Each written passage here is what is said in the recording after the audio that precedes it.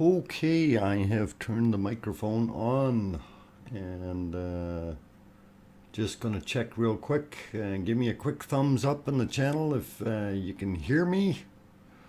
Hopefully you can hear my voice. That doesn't sound all so happy, but anyway, okay, there's some thumbs ups. All right, so you must be able to hear me. Cool.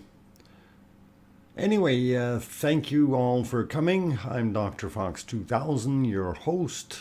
This is day 50 of our Icelandic volcano eruption.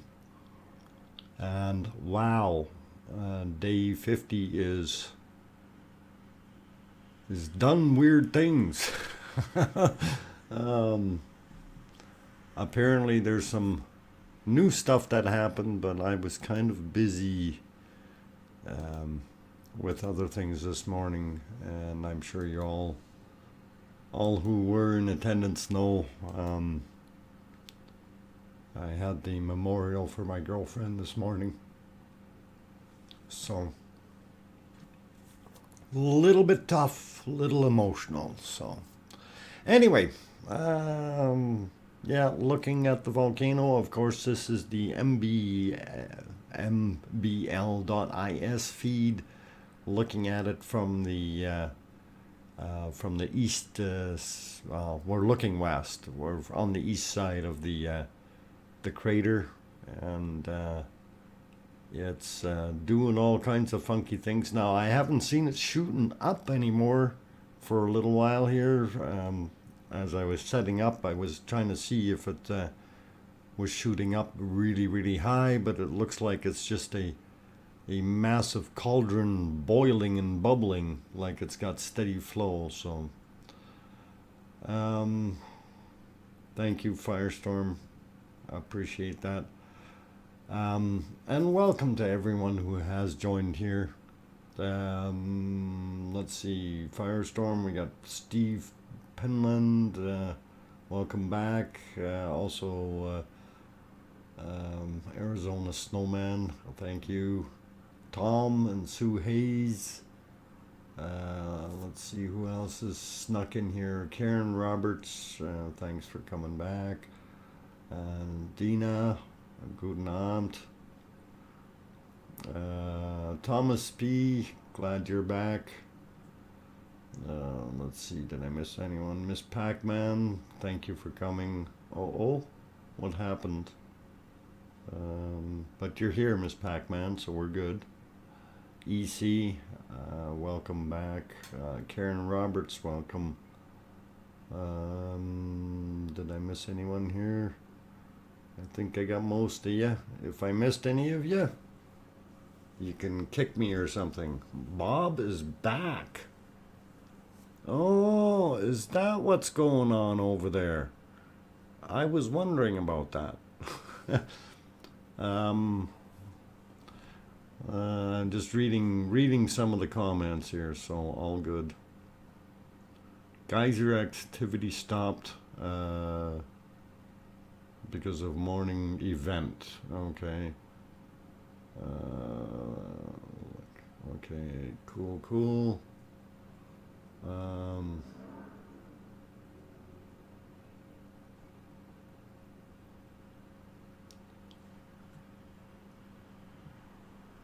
Virgos, welcome to the chat or the channel. Glad to have you here. Bianca, welcome. Yeah, so there was some activity, and I'm not apprised of what really went on. So if somebody does know and they want to share it, I'm all ears. As you guys know, the last couple of days here has been very sorrowful for myself, and the loss of my girlfriend. May she rest in peace. So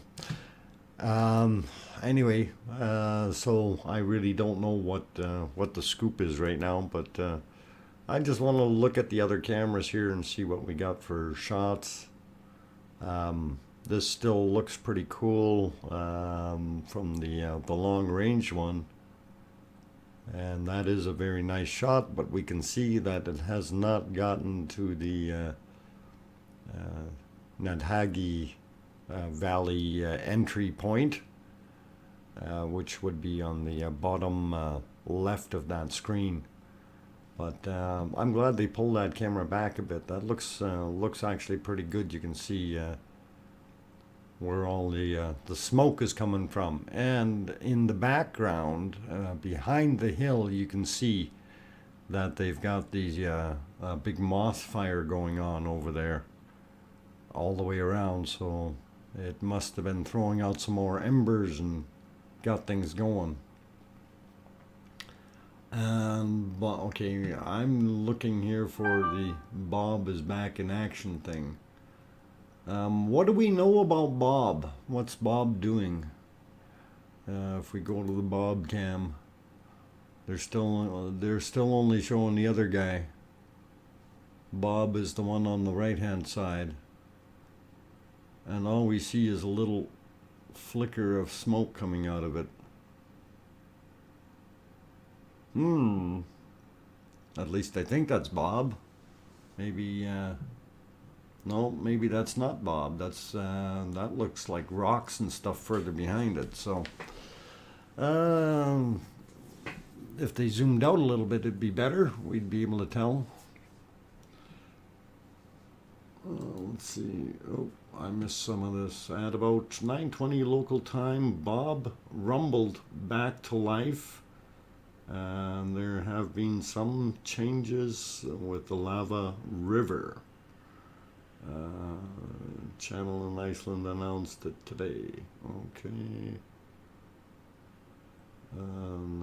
Iceland's largest fountain of eruption occurred. After that, the eruption went back to bubbling activity. Okay, well, if that was this morning, we missed it. I missed it. Darn it. Oh, it was on Daily Ice. Okay, or Daily Iceland. Yeah, cool. Well, that's very interesting. And if we've got activity back at Bob, that's also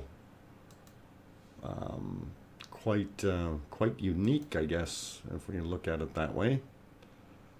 And yeah, just looking at this picture here, I can see some definite changes in the flow patterns. But the height of that crater is still absolutely massive, in comparison to the other ones around it.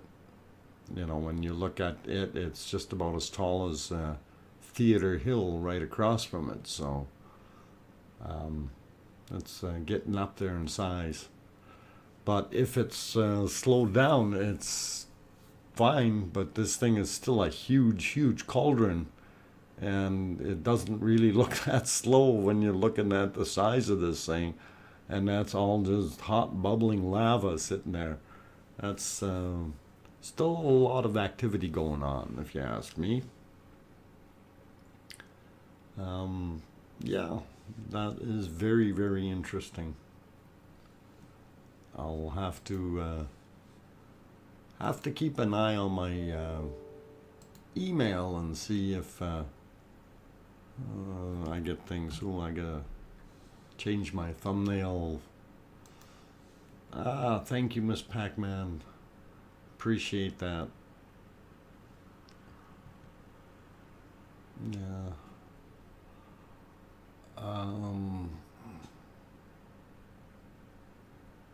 Incredible. It is actually very incredible.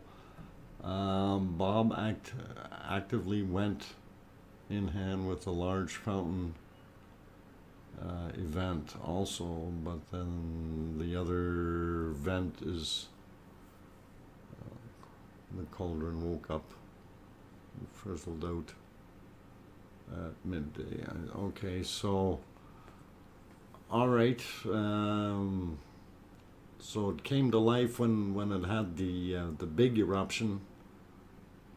That makes sense. A little extra oomph behind it, I guess. And yeah, that would be. And it subsided again. But you know, like when we're looking at this angle here, Bob is the little hill off to the left of our trifecta of horns there, if you want to call it that, for that bigger one. And to me, it looks like there's some smoke coming off of it from this angle. So I'm not sure. Let's see if we can tell from the other angles here. Mind you, we also have that other smoke, which is with more of a, I guess, moss fire going on. So, 2 vents active in the big cauldron after the last fountain. Okay. So, all right. It was my understanding there used to be 3 in there, so now there's only 2 in there. Is that right? Yeah, I figured it was a typo because the C is right beside the V on the keyboard. So no problem. We said vents, not cents. We can read typos sometimes. It's all good. All good. So yeah, that was the question of because there were supposed to have been 3 vents inside the cauldron, and so if there's now only 2 that are active, still pretty darn big. Bob is back. Bob is back. Bob said, "I'll be back," and he came back. So yeah, it's looking pretty quiet from this angle though. Let's flip around to the other side. Hopefully it's not too silhouetted. This one actually looks not bad. But you know, when you look at it, and what I was saying, it's the top of that cone is now just about as tall as Theater Hill there. So that's pretty tall. Quite big.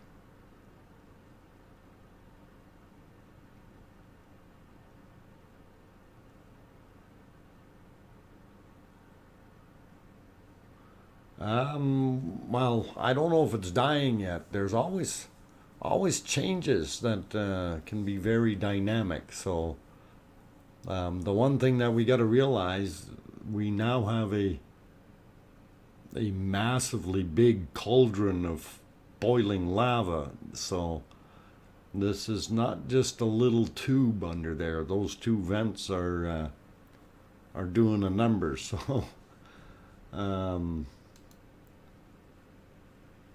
appear to having any naps. Okay, no naps. Nar not had. Okay. But yeah, it seems to be just a steady pace right now. So if it continues that, I don't know, we'll see. It still does have lava flowing out of its vents. What's going on? Well, apparently during the day here, early, I guess around 9 a.m. or so, they had the very massive eruption coming out of the main cone that's going, as well as Bob. And it was a very large eruption. So this is very interesting.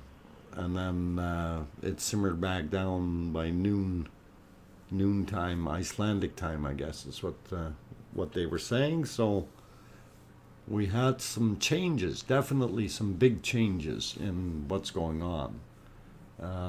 Outflow did increase today as the lava river Today at least was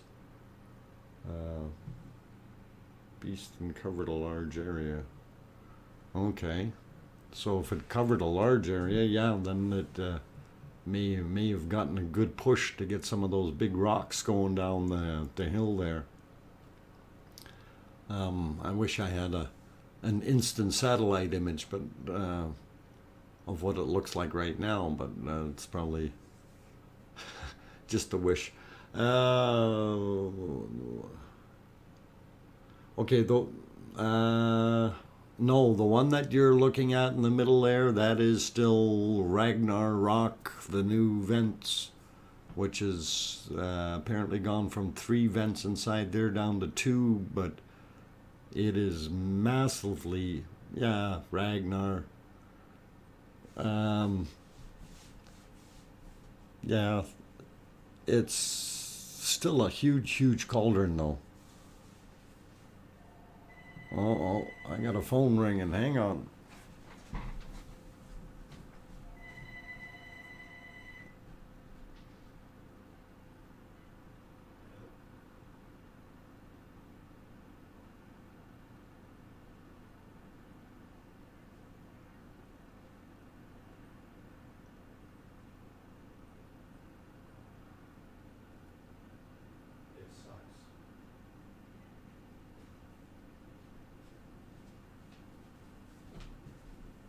Okay, I'm back. Sorry about that. Let's see who else came in here. Barry came in. Welcome back. Brown Warrior, welcome back. It's Bob. It's Bob. No, wow, this isn't Bob. Bob is on the other side of the hill. And I wish they would zoom out so we could see Bob just a little bit better. Well, I guess you can't see Bob with all that smoke in front of us. Yeah, everybody's zoomed in a little too tight to be able to see Bob properly. Bob's right where we left him. Let's see. Bob, here. Okay, here I found a shot where you can see Bob, and Bob doesn't look like he's doing too much. So if you're looking at the picture there, Bob is on the left-hand side, the one that's got the angle down towards Ragnar. So that's Bob there. So this Ragnar thing is what, twice, maybe 2.5 times as tall as Bob. So it's pretty big on the backside there. So Bob is alive. Well, Bob is coughed and choked and did a few things this morning. I don't know if I'm gonna say for sure Bob is back for good. It could have been just because of the very heavy flows for that specific eruption, but we'll see. It would be nice to see multiple vents going again, but yeah, it's just boiling and it's hogging all the lava, guys. We could add like 7 or 8 beautiful vents spouting out, but no, Ragnar's got to hog all the lava. Oh boy. Anyway, wanted to say thanks everyone for joining here. I'm DrFox2000, your host.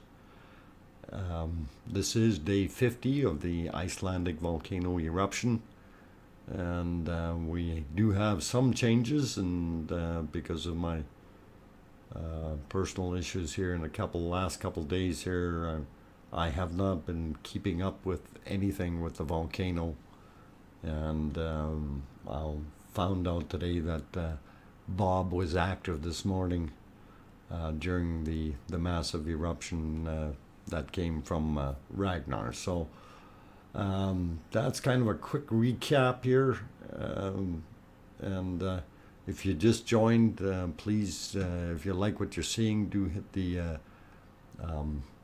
thumbs up button. That'd be great. Helps with the algorithms.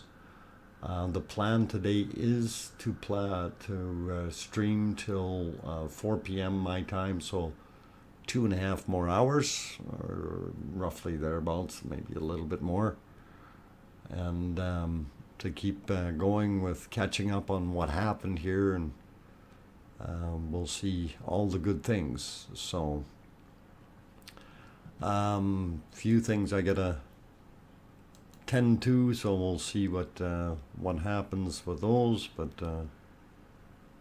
let's see, a couple things I need to do, and I am going to take a little bit of a break here. So I've been about a half an hour into it. So don't anyone go away. There's more good stuff to come. If you haven't hit that like button yet, please do hit that. If you haven't subscribed yet and you want to see more of these streams, by all means, hit the subscribe button. I will be back. Just before I run, though, I'm going to say hi, Juka. Hi, Sophie. Welcome back. Mr. Lava party at Ragnar. Yeah. Let's all hop in the hot tub. Careful, those edges are a little bit slippery. Okay, guys, I will be back in a few minutes, and don't go away.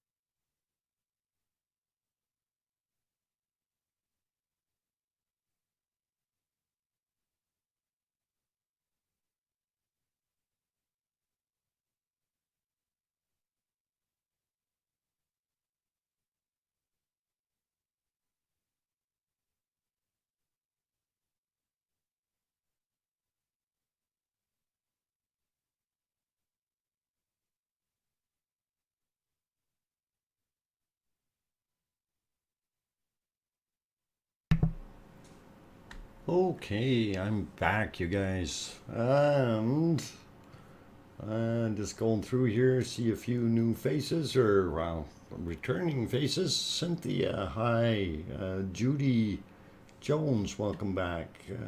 Dancing is Living, welcome back. Mike, good to see you. Brian Crown, good to see you. Kim is here. Mary Putney is back. Welcome back. Let's see, who else did I miss? Steve? No, I got Steve Penland. There's Sean V. Art. Welcome. I don't know if I missed any others, but Juka,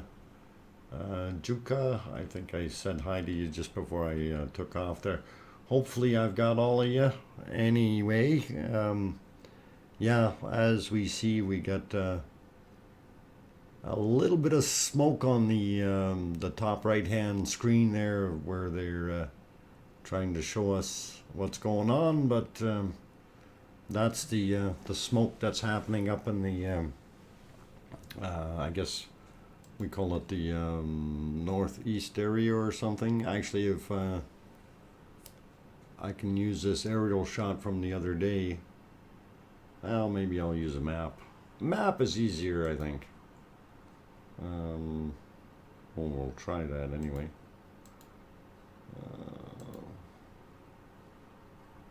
If we can find it.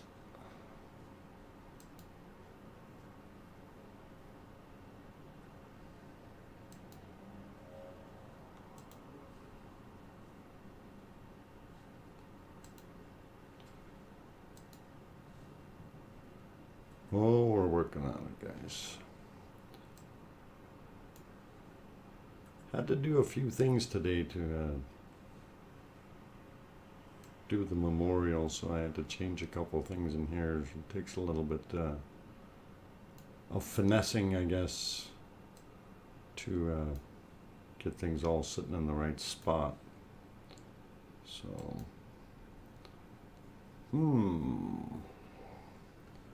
we'll figure it out.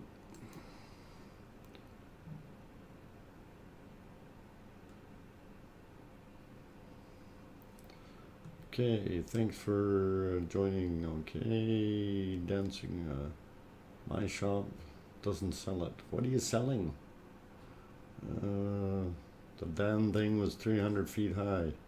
300 meters, Mike. 300 meters. That's like 1,000 feet.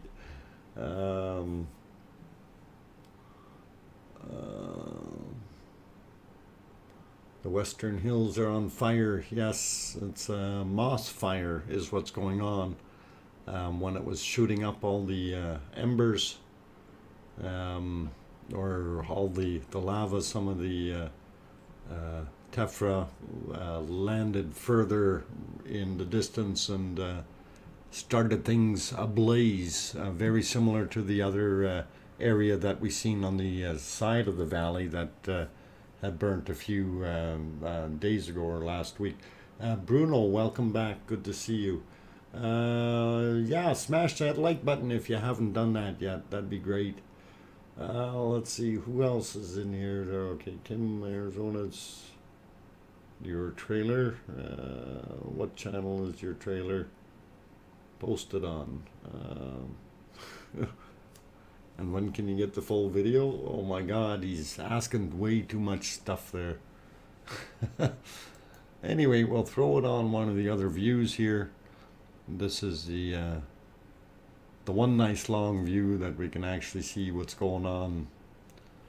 And it is still daylight there above the clouds, I believe. 1900, so yeah, that's 7:44 p.m. there. That's all right. We're getting to sunset time for them soon, and very good stuff. She's bubbling again. Okay, let's get back to a closer up picture. I want to. Oh no, hang on, not that one. Maybe this one. Okay, we'll do that. Do that one. Go live. We'll see if she's gonna spew something out. But you know, if you look in the foreground, you see how much that's spilling out of there. That is amazing. The flow rate, and you can see it just falling right over the little edge there. That is really, really tremendous.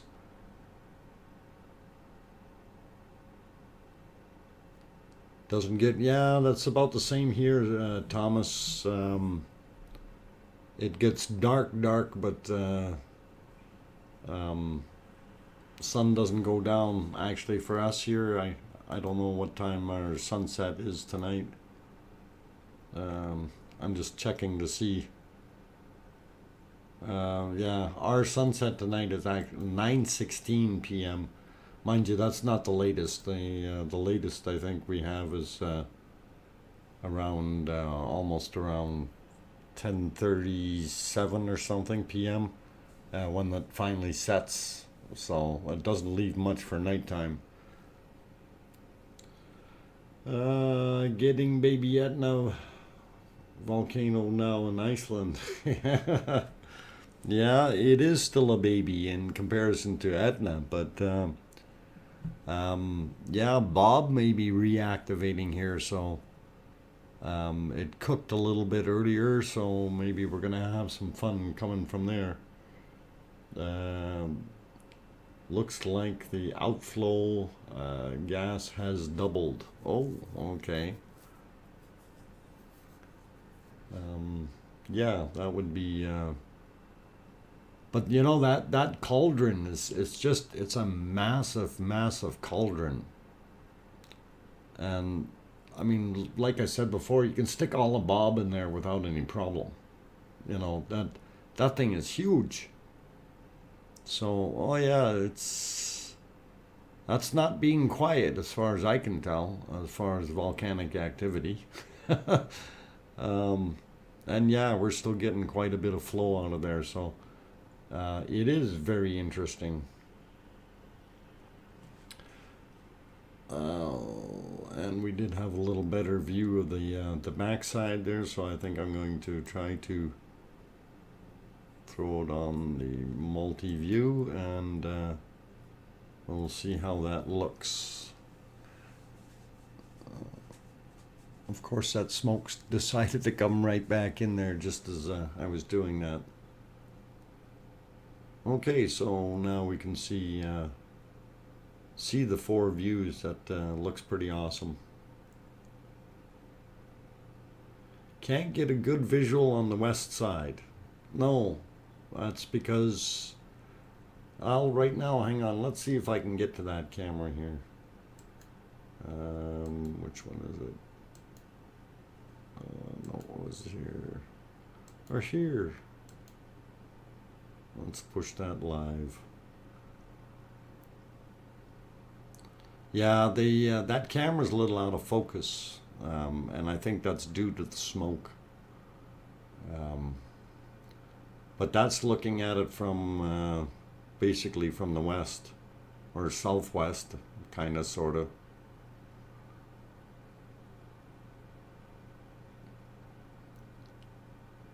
And you see the smoke in the foreground is the moss that's burning off. Ooh, what happened to our screen? Okay, back to normal. Well, it does look pretty cool though. Let's throw it back on the one of them. I'm surprised that it hasn't advanced anymore on the front side. If we go to this scene here, up on the, well, it'd be the bottom left-hand corner if you're looking at it. That's the corner where it's going to end up going into Nathagi. So we'll see how that goes, and that is still shooting up quite a bit. Yeah. We'll throw it back on the single view here. So Normal. Yes, normal. That's a state of when everything is almost back to normal. uh, and yeah, you spelt it the right way. Dancing is living. Normal. Um, double flow output. Yes, a nominal double flow output. So if it's double of what the original flow was, are we in fact at about 10 meters per second output? That is a good question to be asked right now. Maybe Chinese space trash lands on there. Keep helmets on. Oh yeah, hey, I heard about that. It's supposed to come down. What was it? New York was one of the target areas, wasn't it, Gary? That you got to watch out for. But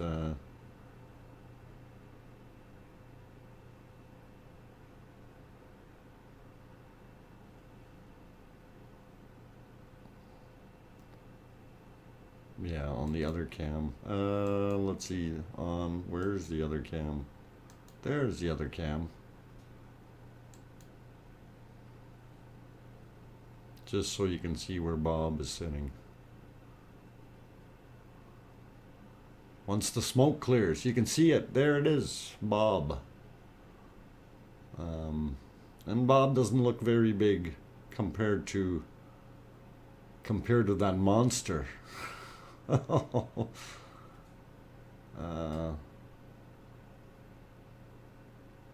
8 hours till it will come down or calm down. You think it's gonna have a shaker and all collapse in itself? Hiyosho, and welcome.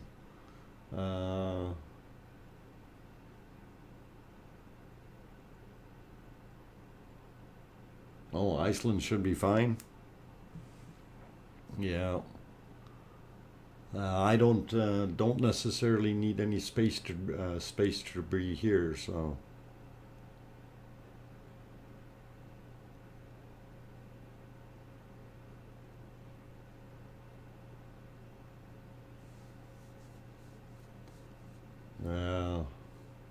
Yeah, if it falls into the volcano, I don't think it's going to make much of a difference. We're just going to cook it and melt it back down to some original elements. It's all the other stuff that off gases that we need to worry about.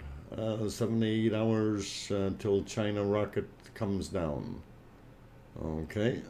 Well, we'll keep our helmets on in the meantime.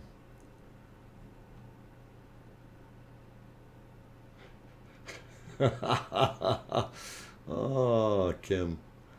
Okay, Kim says no, normal is the adopted little sister that Garfield always picked on. Normal is when everything is in its everyday average state. Normal. I still like normal. Okay, I see my bit rate's going for a little bit of a loop. Not sure why, but it is. I don't know. It's kind of weird. I need to close a couple things here. Let the CPU work a little better. I see the bit rate is back up anyway.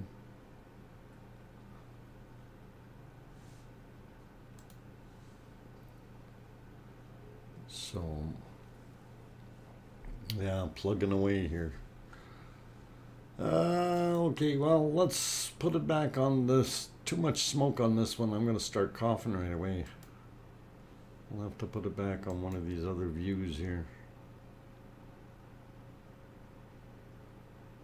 Odie hated normal. Well, too bad for Odie.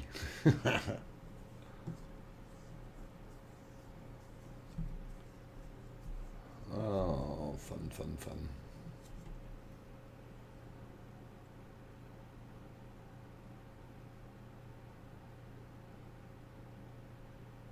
Oh, okay, Bruno, you gotta keeping your heads down Maybe it'll get into. Maybe it'll drop right into Mount Etna. That would be pretty cool. Messing up the Chinese rockets, messing up my bit rate. Well, I don't know. Next vent's name is Normal. You got it, Sophie. Normal. We'll start naming him, yeah, and the one after that we're going to call him Odie. We're going to start naming him after Garfield. Then I know Barfin Garf is going to come back right away on us.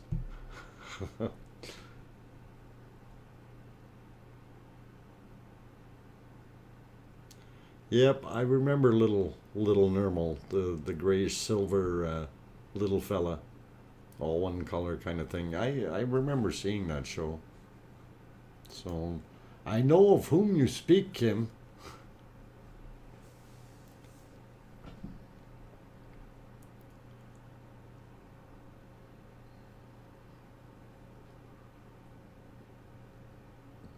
Yeah, I don't know if we're the ones going to be responsible for the naming regime, but it would be interesting. Let's throw it back on the close-up view here so we can watch the bubbling lava.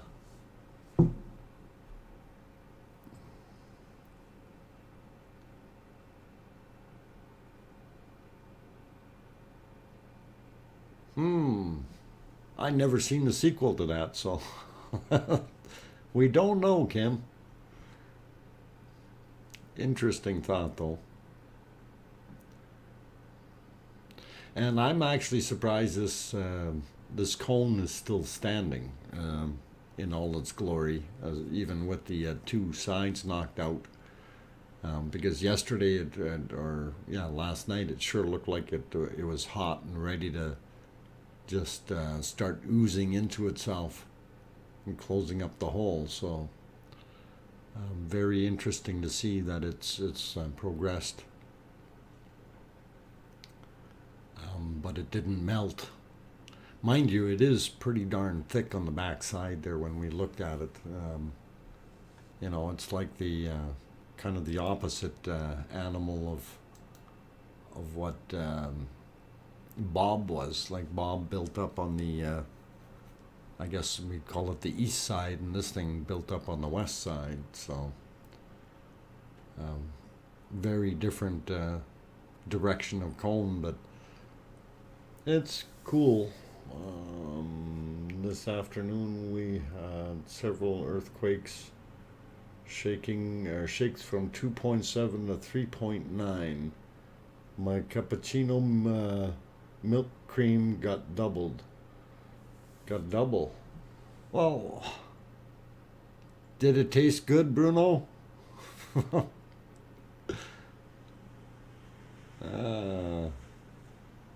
Or was it just extra thick? Got whipped up a little. 6 cents. Welcome and good morning, everyone. The lava field, his new name is, yeah, that's nice.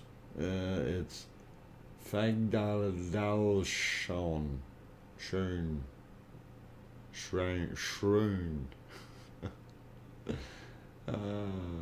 Okay, we'll try saying that 5 times real fast after we learn to speak Icelandic. But thank you, 6 cents.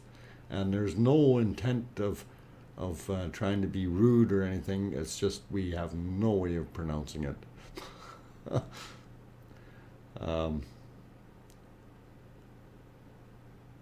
Fagradalshern.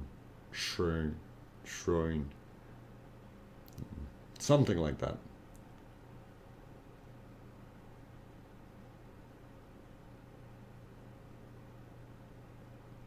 Two and a half hours from re-entry. Oh my God, get your hard hats on. Where is that going to take place? In 2.5 hours, where's the bird going to be? Oh, hi Rob. Working on new map now, busy day. Yes, been very busy for me as well, as you may have already known. So, but yeah. Mm.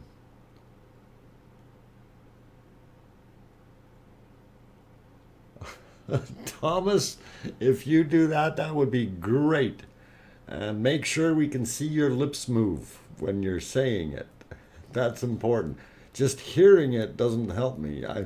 I'm one of those guys. I lip read to be able to see what you're actually saying, and I can twist my tongue in certain ways to make the sounds and syllables, and but just not knowing what it actually is the hardest part, right? Um, we can parrot everything afterwards, but when we don't see it 100%, it's always difficult. Um, and Google does not help you. So Google is not a good translator. Maybe written language, but not. Well, even that has things to be desired. But as far as um, the regular stuff, it is. Um,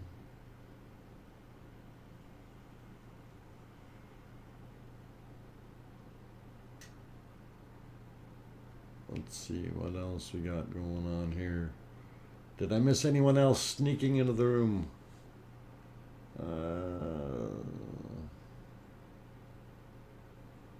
Okay, I don't think so. Lexter, China's 21 metric ton long Mach 5B rocket booster. March 5. Okay. 21 metric tons. Now, if that burns up about 3/4 of it, that still leaves 5-ton chunk coming down somewhere or all over the place.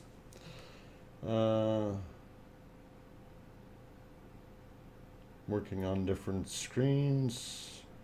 I think I may have full DrFox experience. Oh my God. Don't do that. Rob, you'll get yourself in trouble. That's why I leave my other screens behind me, because I can only handle 2 right now till I get my new computer, and that isn't happening right now. It's going to happen within a week or 2 here, due to the things going on right now in life. So okay, as of early Saturday, May 8th, it was estimated to fall in the South Pacific around 12:19 a.m. Eastern Daylight Time, or 04:19 GMT, give or take 8 hours. Well, gee, give or take 8 hours is 1/3 of the way around the world. So, that could end up in the middle of the Atlantic, the southern part of the Atlantic, if it's 8 hours, give or take, or in the Indian Ocean, or on anywhere, really.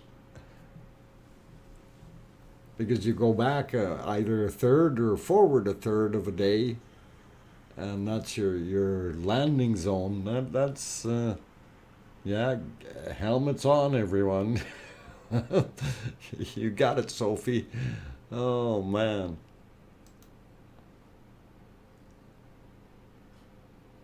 Oh, you sent me something? Okay, thanks. We'll have a peek there, Thomas.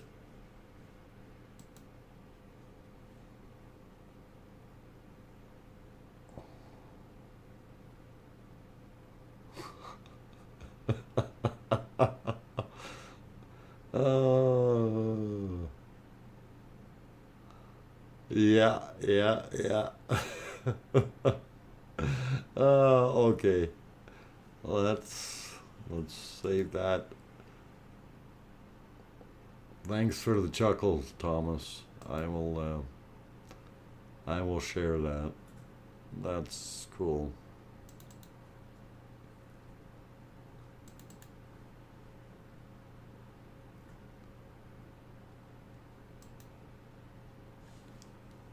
Okay, we'll see if we can get that on the screen.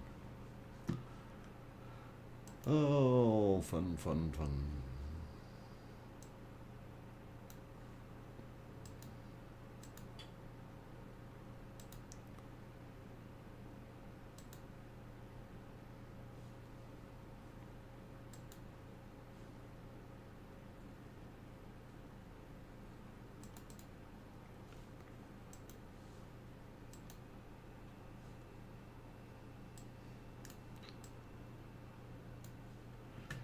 Okay, guys. Oh, hey, it's Daryl.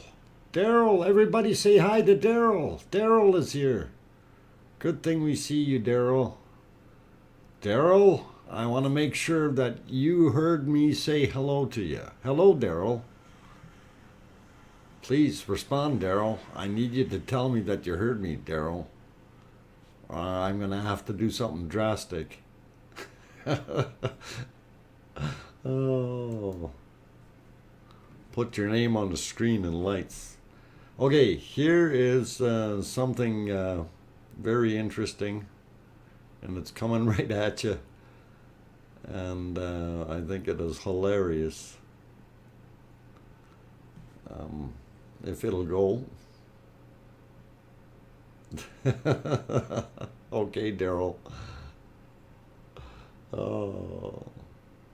Joel is here as well. Welcome, Joel. Okay, here, this, I have to totally agree with this. What is on the screen is something Thomas just sent me. And of course, if you don't understand what's going on there, the Terminator is the Icelandic language, and Google Translator is hiding. So, too funny. It is absolutely hilarious. Thanks for sending that, Thomas. That's good. A good chuckle. Yep, the Terminator. Und ja, I'll be back. Speaking of I'll be back, I'm at the 1 hour mark of streaming, and we're at 2 o'clock, and I am going to take a little bit of a break, and we'll see what transpires here, and if I can learn the Icelandic language in 5 minutes. I don't think so. I can't learn one word. And hey, I got Nat Haggy down. Nat Haggy? I think I did a good job with that one. Nat Haggy. Nat Haggy? Before I change it. Okay, I'll leave that alone. Anyway, guys, I'm going to take a break. Don't go away. I'll be back in about 5 minutes. And before I take off, if you haven't hit that like button yet, by all means do that. Also, if you want to see more of the content, hit that subscribe button for future videos. And we're trying to do daily Volcano streams, so we'll see how things go. And we are at day 50, so that's kind of a testament in itself that we've been doing a few, but we missed 2 days. But anyway, I will be back after my 5-minute break, so a bit hard on the G and Nat Hag, or Haggy. Okay, Nat Haggy, Nat Haggy, Nat Haggy, Nat Haggy. Okay, Nat Haggy. All right, taking my break, Nat Haggy.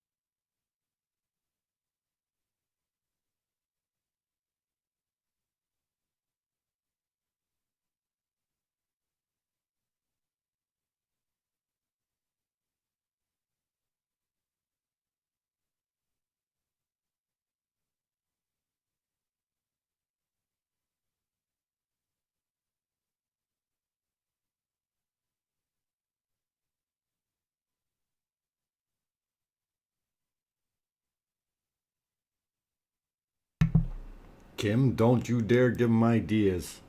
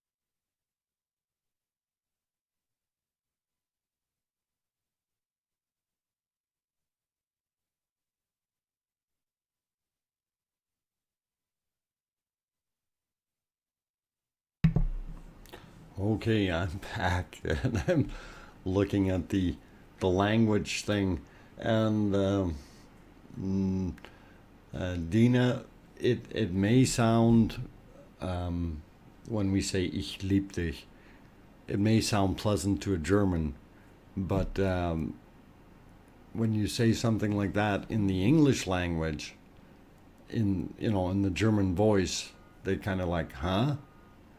Not like if you said it in French, you know, je t'aime, that kind of thing, which has more of a romantic sound to it. So it's hard.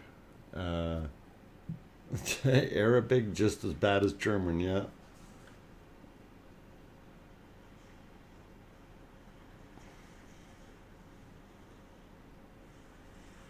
Okay. Um, Showtime. Okay, cool. All right. Very good, Rob. I will have a look and see if we have anything in the mailbox yet. Um,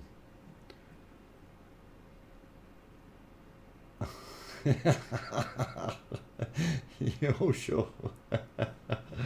Uh, oh, I'm not even gonna go there. Some of that German stuff is just way too long, and why are these words, you know, like 28 characters long? It's incredible. Uh, but that's the German language.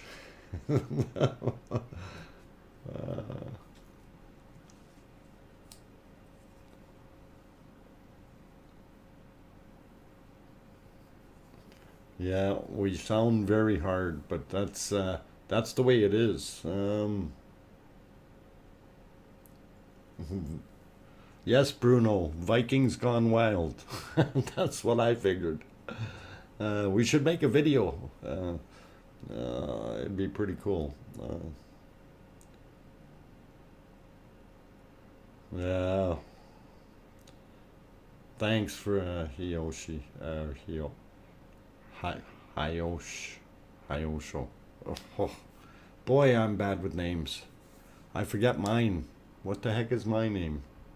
George, Fred, Doctor Fox. That's it. That's who I am. Mm. Uh, uh, Kim, that's not Blargengarf or whatever you keep writing down. Who's doing the talking? That's me, of course, DrFox2000, your host. I am an amateur geologist as well as a prospector, and I'm located here in Edmonton, Alberta, Canada, where it is overcast and rainy. It has been all darn day, and kind of a gloomy day, but we're streaming the public streams from ruv.is and mbl.is. And we have a bunch of content that we usually throw in here to help people out in better understanding what's going on at the volcano site in Iceland. I don't speak Icelandic, and some of those words they're throwing out at me look like they could kill me, but we'll work on that. Not yet. We'll send you screenshot. Okay, flow has now reached southern Pert Valley, no name valley, now filling up too. Okay. Is that the little dip, or is it um, down in the big one already? Like there was a little dip before it got to the bigger drop, and that's what I'm wondering if that filled up. But I guess I will find out shortly, right? So that would be good, Rob. Thanks. The story to everything makes the word long. Look up Langfair. Okay, from the name in Wales. All right. I've been working for an American company for 20 years, and now for a Japanese company. And yes, we Germans are too direct. Yeah, and that's something, Dina. That's something that I notice here Um, some people misconstrue what our intentions are, and they consider us to be rude in some cases. But anyway, not to take the attention off what we're talking about, but I'm looking at the screen, and we're having some pretty good ejection going on there from our volcano. That's starting to look like it's spewing out pretty good. So definitely not dormant in any sense. Now, if only we could see a little bit more action from Bob, I would be both dips. Oh, both dips. All right, cool. Thanks, Rob. That's cool.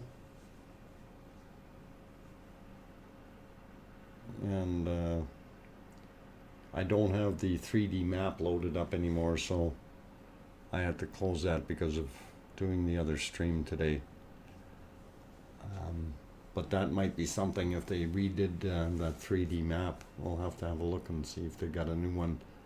Maybe for tomorrow's stream, we'll see if we can be a little bit more prepared, as I might have a little bit more time on my hands. I've been awful busy and awful hectic with everything so far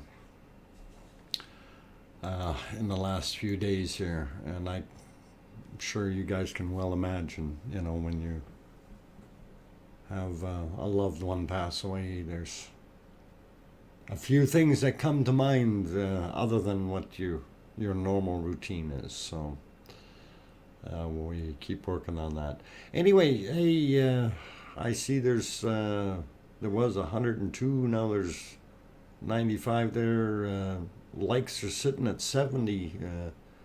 If any of you guys want to throw a thumbs up there if you like what you're doing, like what you're seeing, I should say, would be greatly appreciated. Helps with the YouTube algorithms and gets the video up there a little bit more, and helps out get people in here, which is what we're looking for. So to share it out with everyone, and also to let you guys know the stuff that we do here. We're fairly interactive, so if you're not sure about something and you want to ask a question, the best way to do that is, if you want to address it to me, put in DrFox2000 before your question, so it turns it red in the chat, and then put your question behind it. If I don't know the answers to something, we do have some very smart people here in the room that can probably work on it or help out. So we can usually come up with answers and solutions. So hopefully that's is a little help. Anyway, I see a few people came in. Sandra Rocklin, welcome. Who else was it that I just seen? Brandon, welcome. Mar Benko, welcome. Diane is here, number 81. Number 81? What's 81? We're only at number 50. Sorry. Okay. Or is that Diane Michael, number 81? Oh, likes. Oh, that. Yeah, no, mine says 84, but thank you very much, everyone. I do appreciate that. Oh, hang on, it says 86. I guess maybe I had dirty glasses, or it changed real quick. So, very good. Thank you, everyone. I do appreciate it. Oh, no, it's 87 now. All good. Yeah, it spurted up there real quick, so it's it's at 88 now. All cool. Thank you very much, everyone. That does help out. So yeah, the very interesting changes with what's transpired today with the larger eruption this morning. And Mar, please, not quite so many emojis, okay? You know, I don't mind you putting 4 or 5 in there, but when you get to 20 or 30, let's not do that, okay? 300 to 400 meter lava on the island. Okay. Oh, on Iceland. Okay, yeah.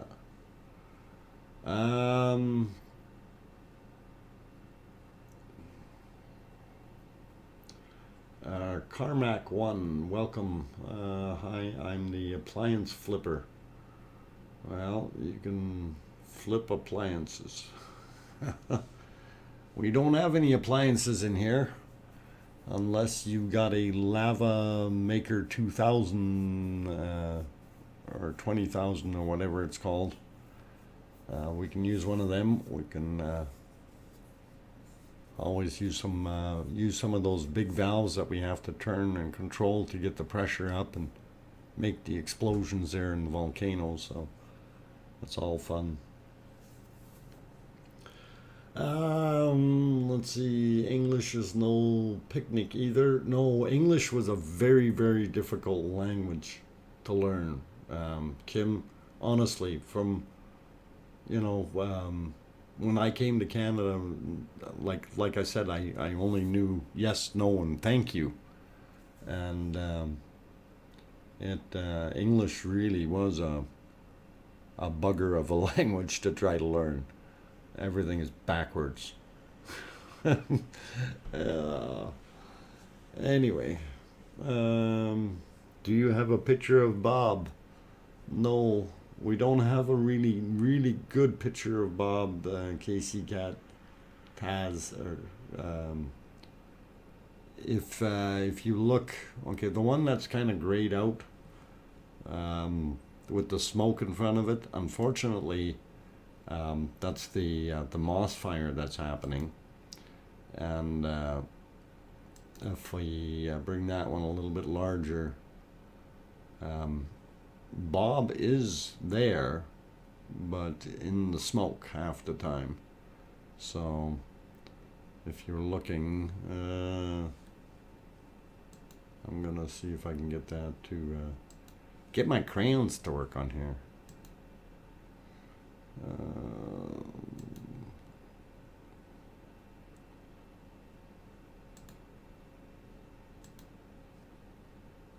Okay, add the widget. All right.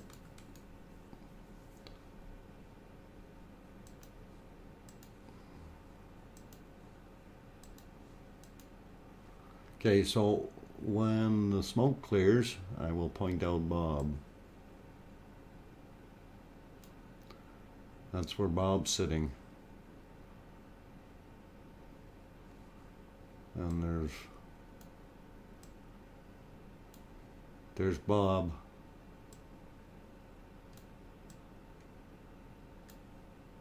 I don't think Bob's smile is quite the same, but that's about where Bob's sitting. That should be close. Pardon me.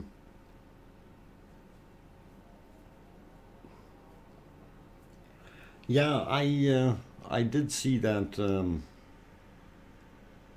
kind of venting out of there, so I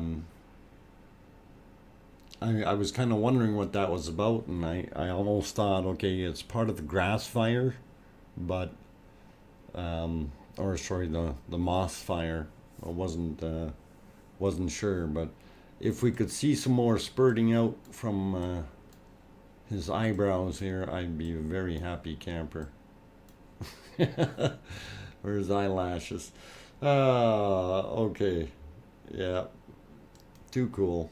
Okay. Anyway, that's where Bob's located, guys. In case you haven't seen him or you want to know where he is. So he's a little bit hard to see because of that smoke, unfortunately, but it's there. So when we look at the other views here,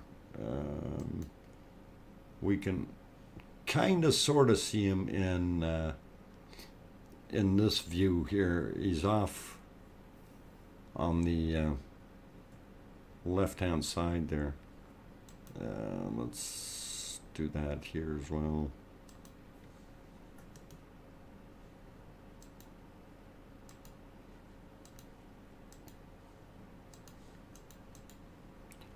So yeah, you can see it's kind of bumpy here. So that's where Bob is. So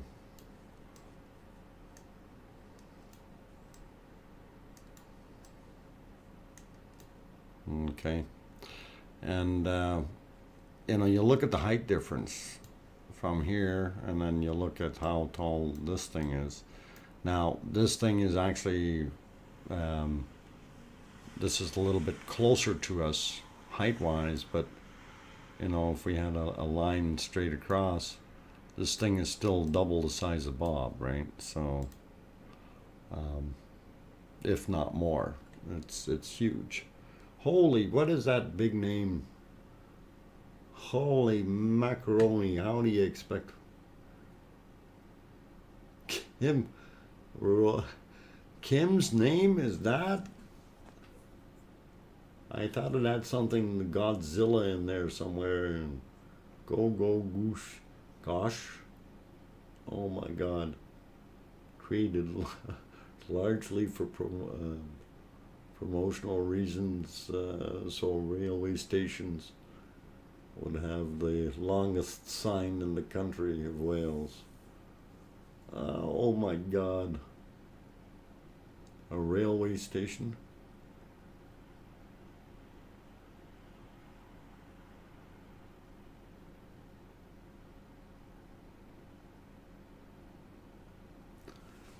Yeah, Thomas, that does make sense. You know, it the view, and I was watching some of those views from town, from Reykjavik, where they were showing the shot, and you could actually see the lava spraying up in the air, you know, without any issues. And I mean, it was really shooting up there. So it's very, very interesting.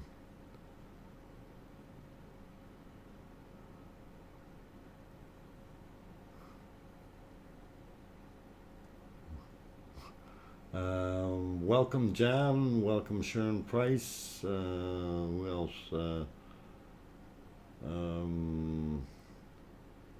Xphoebe, welcome back. Let's see who else had popped in here. I got Eric earlier there. Anyway, if I missed some of you that popped in, I do say welcome. Wilborg, welcome, and thanks. The Welsh railway station name. The name was the length of the name was the length of the station.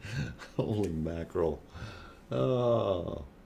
What people will do for just fun and giggles, eh? Welsh means the Church of St. Mary's in the hollow of the white hazel tree near the rapid pool by St. Mary's. Okay. We'll remember that.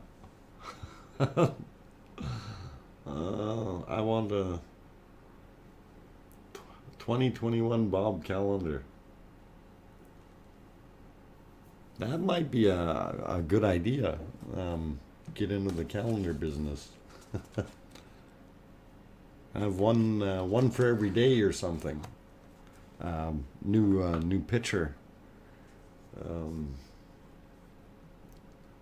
There'd be some pretty awesome ones. Honeybee, welcome.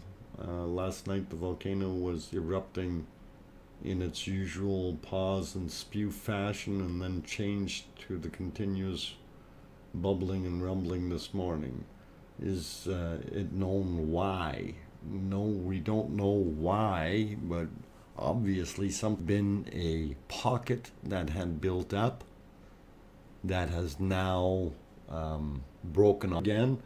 But right now we're looking at the cone and not seeing another collapse somewhere in the vent or tube that's coming up, and things have changed and may have formed a chamber or cylinder. So any of this is yeah, I see the bit rate has dropped again a little bit.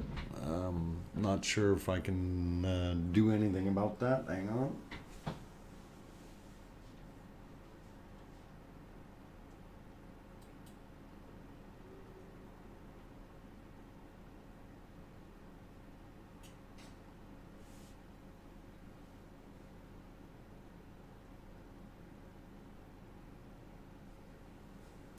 Yeah, bitrate should be back up there pretty close. I don't think there's much I can do about it right now. Hopefully you guys are seeing a reasonable picture.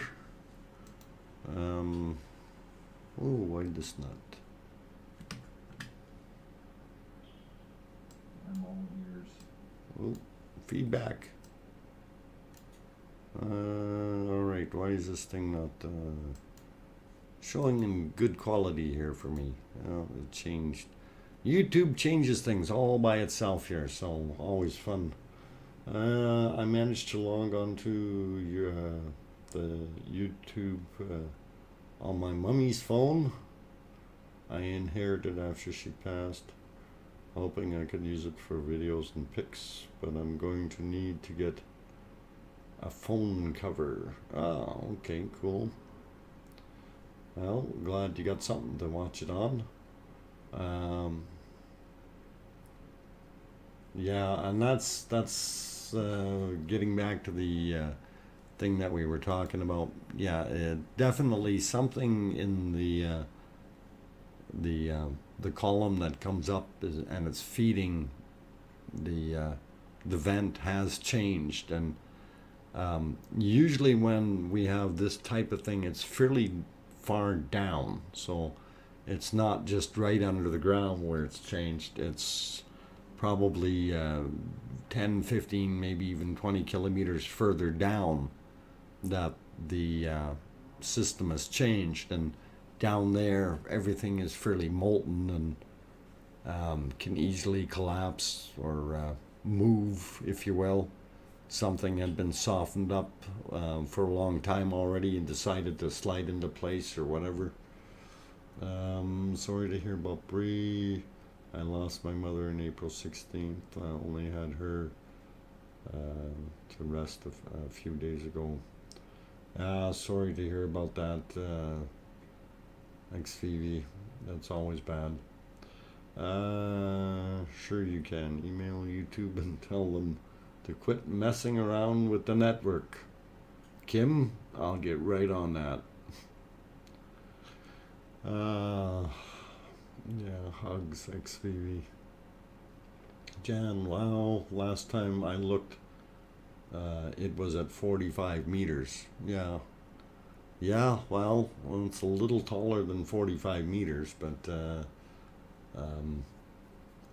I don't know what the actual height is now, but it's getting up there, So when we looked at the longer range shots, when we go back to that, if I can get it over there,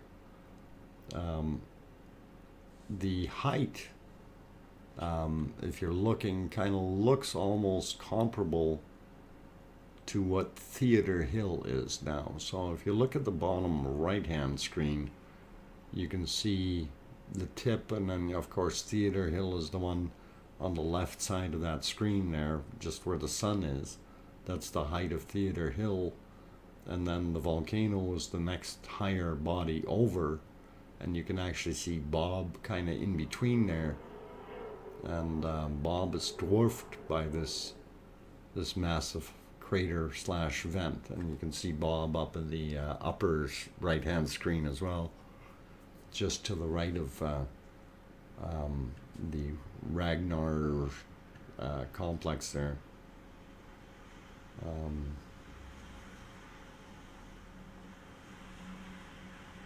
Yeah, it's just about.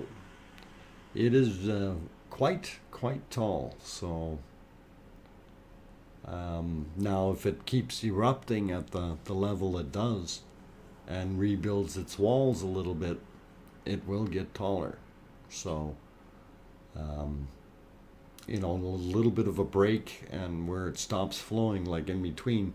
Now I can see a little bit of lava starting up again now, but when we have these breaks in between, that's usually if the eruption wasn't as violent on the previous go, you're going to have stuff sticking and it's going to start rebuilding. So this thing could get taller, and then we'll have a fairly big blowout on the side again, and hopefully it'll leave enough intact that it keeps growing and growing and growing, rather than I'm talking about growing height wise. Yeah, that's Bob off on the side. If you're looking at the top right hand screen there, you can see the vent or opening in Bob. And he's not so big. Anyway, the thing's starting to flow again. Right now, our close-up view there it's got the sun behind it, so it's really hard to see on that. But down on the bottom right cam, you can see it's shooting out very nicely.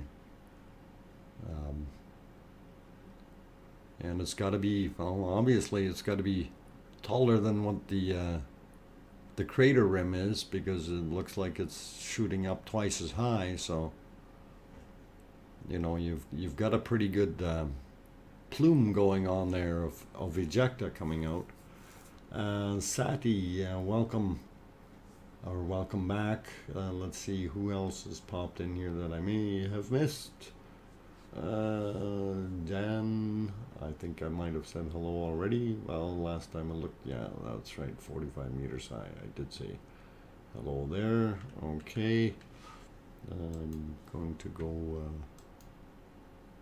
check my email. And I don't see anything there. Just that scary Google Translate thing. Yes, Doctor and DJ have both lost loved ones. Yeah.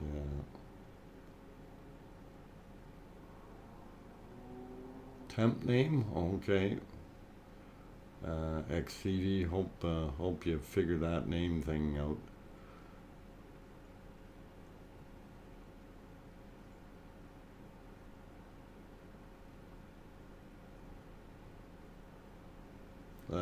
Bob caught smoking while the others have been doing the major groundwork. Yeah, well, Bob, that's the nice thing actually with all of the vents, and this is where you can never take for granted that something has decided to go dormant. Just because we see flow isn't flowing anymore way at the other end, doesn't mean that there's nothing happens. We have a bunch of lava tubes or rivers. But anyway,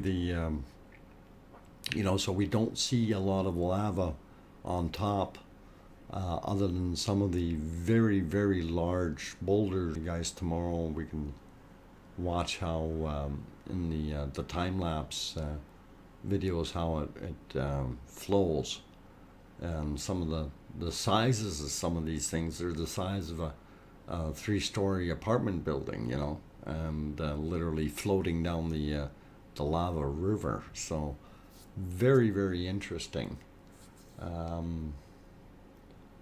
Yesterday, someone said the crater rim is 200 meters. Of course, if I'm thinking that it may be 150, getting up to 450 feet something like that maybe. But the problem is it's almost the same as it was yesterday, but magma chamber is the question, right, Dr. Fox? Yes, magma chamber, and it depends on where levels, right? So if our chamber, and it won't be much of a chamber, if it's recollapsed and it's spewing on a steady basis, that's more indicating that there is no chamber and it's a continuous direct flow. But even when you have a tube coming up from so low doing that, it can still have issues with the collapsing, right? And this is what I'm thinking is happening, is that we've had some type of collapse in the vent that's coming up, or the tube, and that's created issues for everything else. Okay, I'm trying to see if I can get on to one of the other screens here. It looks like things may have changed on me here. Okay, let's see. Oh, that's the Mac side. What's this one? I thought this was our... Nope. We'll find it. There it is. Too much sun into the camera when you're looking at this angle. This is the closest, or most zoomed in Ruben Z3 zoom. Okay, hope I got that all right. Anyway, okay, major buffering. Yeah, no, should be clearing up again now, guys. Yeah, the bit rate is back where it should have been, so we're okay. And hopefully, yep, that'll go away, and it should be looking good for you. I see it's shooting out some more. We want lava. Yes, it's coming, it's coming. I just turned the valve back on, Brian. Don't worry, there's some coming now. Takes a while for that signal to get over there, you know, being 4,000 miles away. That those guys underneath there, they're having a hard time turning the valves every time we order more lava. So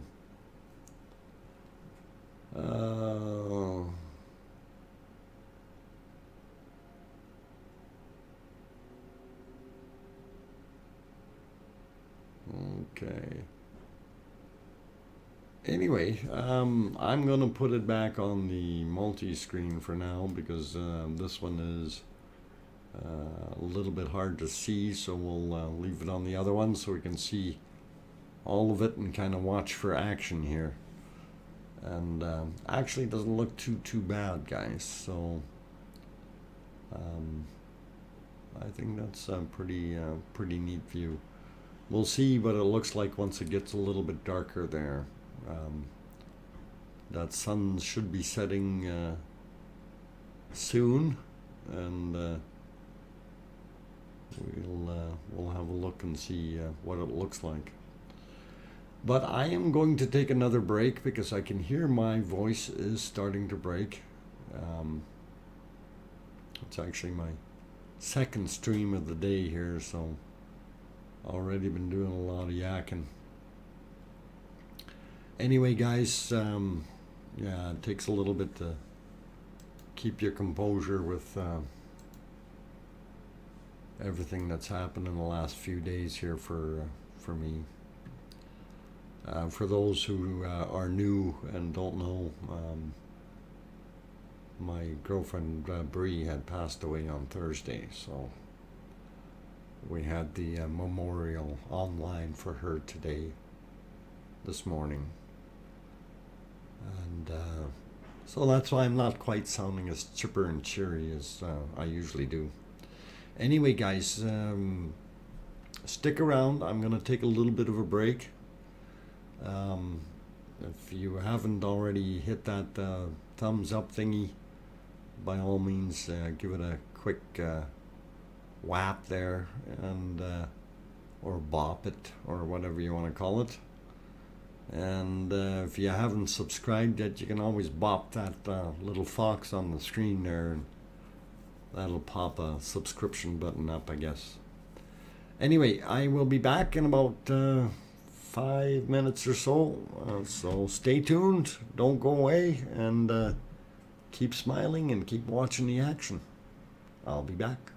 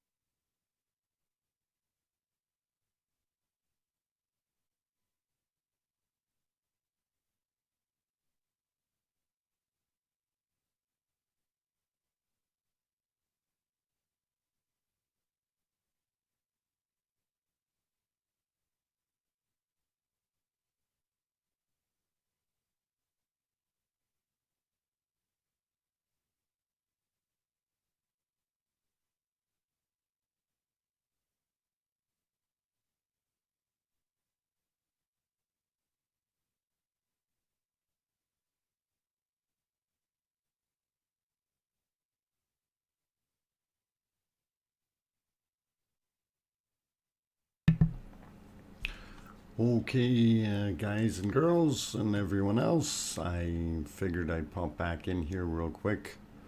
Good night, Miss Pac-Man. Thanks for coming. Appreciate it. And have a good evening. And hopefully we'll see you at tomorrow's stream. And tomorrow will be starting at 12 noon Mountain Daylight Time, or 1800 Icelandic time, 6 p.m. in Iceland. So thanks, Sadie. Appreciate that. So you're thinking that it's about 50 or 60 feet down as far as a chamber. And this is where I'm kind of wondering, well, when you mentioned that there may be two, considering this was originally 3 separate vents, that could very well be what the issue is, and you know, it may have been 3 and then it collapsed into 2 because of the walls and proximity, everything being too hot, and it created a cavity, and that could be what's going on down there, and they may be adjoined further down, right? I'm really not sure how you would calculate out the flow rate if the bowl empties completely. Now, obviously, you have to have measurements of how big it is to get volume for a certain period of time. But it is interesting, though, to figure out where that chamber could actually be, and there has to be one, or at least that would be my thinking. As well. I'm just not sure of where it is. And as I said before, it could actually be quite deep down. So, you know, just because of the timing intervals doesn't necessarily mean it's there. But if you've actually tested the lava, then that may be a good indicator of the foreign debris that's come into it at that higher location. So anything is possible there. Anyway, I'm going to try to throw the other views back on here, since we're a little bit more of a silhouette right now, I guess, for our close-up view, and we definitely see it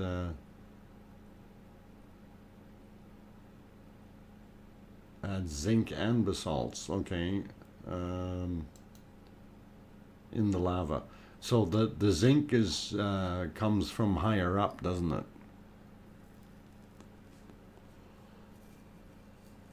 Is what I'm thinking.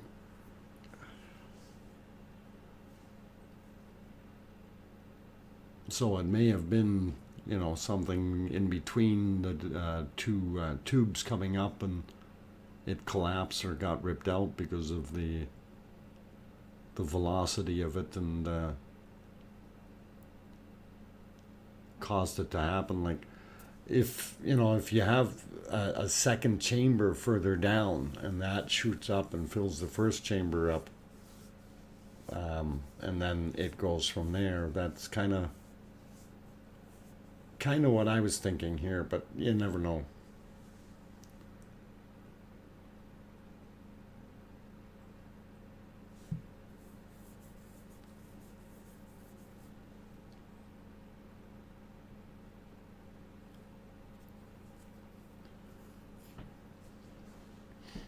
Yeah, see, that's what I'm thinking, that if you had a collapse in there, and whatever the depth is you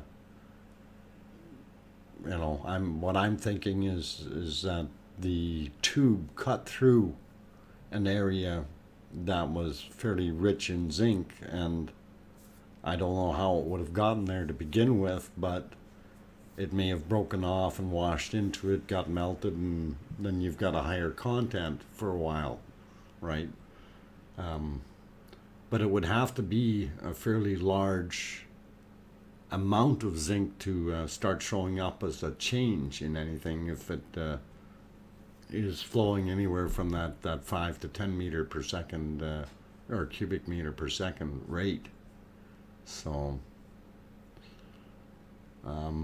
yeah, it's kind of weird how the zinc get in there. You know, the only thing I can think of, it's melted off the inside of the tubes as it's coming up. Oh, and now we've gone quiet again for a little while, so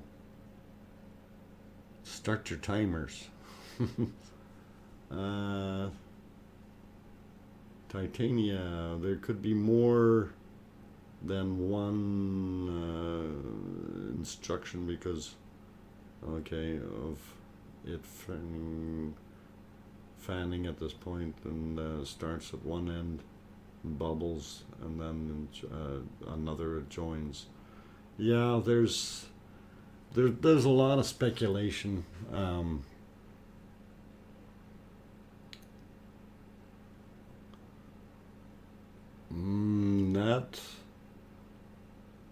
That's possible, Thomas. Crushed ancient ocean floor.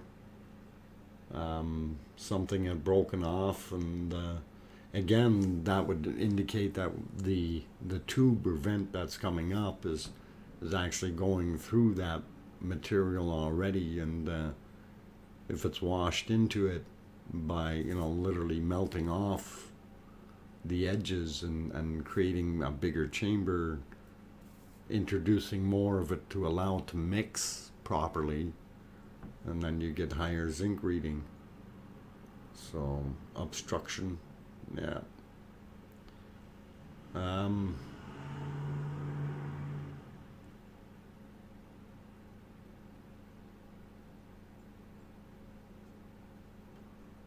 Okay. So there always has been some zinc in it. But your zinc levels are up though now, right? Sadie, is what you're saying though? That it's higher zinc levels than before?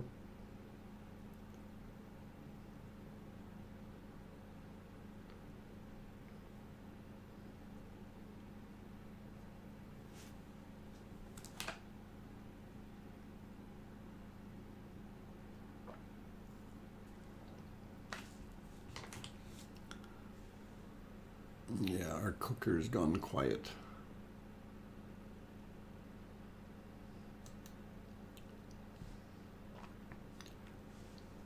Yeah, if you can find out, okay. Yeah, if you can find out what the levels are, that might give you an indicator of if it's gone up or down, you know. Yeah, higher zinc levels since yesterday's sample. So, okay, so it definitely could be going through a spot now that's perhaps broken something off and churned it into the mix and sent it on its way up. So, a lot of variables with that, guys. A lot. Yeah, that sounds about right, Sadie. That's what I was thinking. You know, the especially if you've got three separate tubes, because that's what was in this crater, right? We had three separate tubes coming up, and if it's now down to two tubes, that means one is gone inactive. Something happened, obviously. So if that tube got melted, broke off, and now the flow rate, of course, is increased back into the two, but we don't have as much of a chamber down there. Who knows? Definitely things change, so it's going to be interesting to see what happens. I guess even in the next 24 hours. So that's going to be very, very cool. I wait with bated breath. It could be very, very interesting. So, fun stuff. Fire. Oh, okay. Are lava lovers pyromaniacs? That's a question. Okay.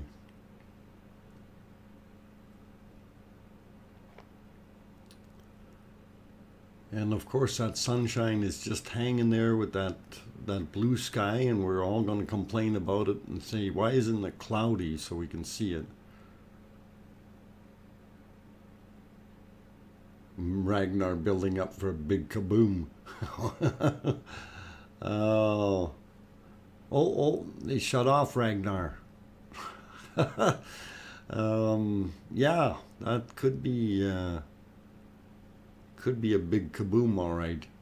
Well, the thing is, this is something that we have to realize too, and just this particular action with what we've seen today, all of a sudden we see a very, very large amount of ejecta coming, from the thing, all in one shot, because it's something that happened further down below, and then it goes back to a steady churning point, and we're not getting these extra ventricle eruptions anymore. It's obvious something has happened down below. So give it some time. It may change things again. We may get back to having three active events in that caldera, or we may just have the two and not have anything further. Again, it's such a variable thing that, as dynamic as it is, we don't know. Bob, we don't know if Ragnar's coming to an end. Ragnar may just be getting ready to go kaboom, for all we know. It's definitely a lot larger than what it was. So, looking at the volume of everything that's coming out, it's starting to grow into a real volcano. And look at the top left cam right now. The flow rate coming out of there is just unreal. Just look at that lava flowing. It's just incredible. Chumming up. It's chumming up there now. Yeah. Yeah. Just look at that lava spewing out over the edge. And it seems to be shooting all of it this way this time.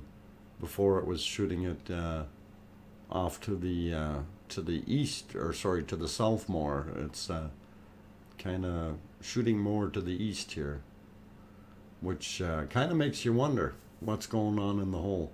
Welcome, Kim. Lava.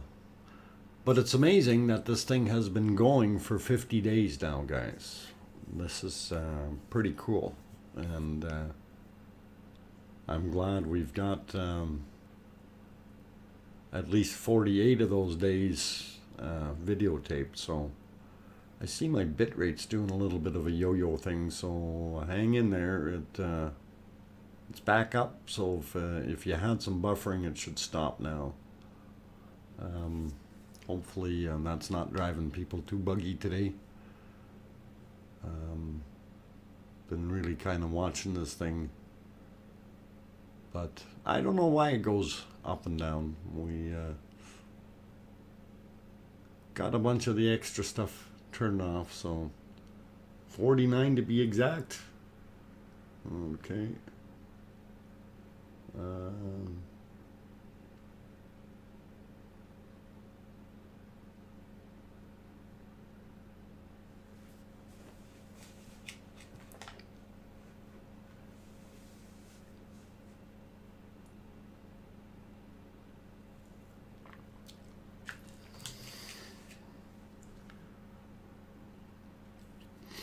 Well, 49. It depends on when you're looking at when you're starting and finishing your day. For us, it's 50.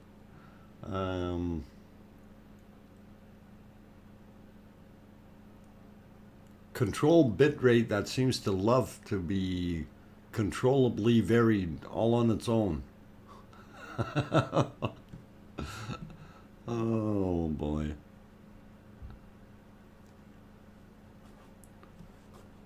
I'm trying to send a control level, but for something that's controlled, it sure goes up and down like a yo-yo. You know, you would expect it to stay within certain percentage of the bit rate. So,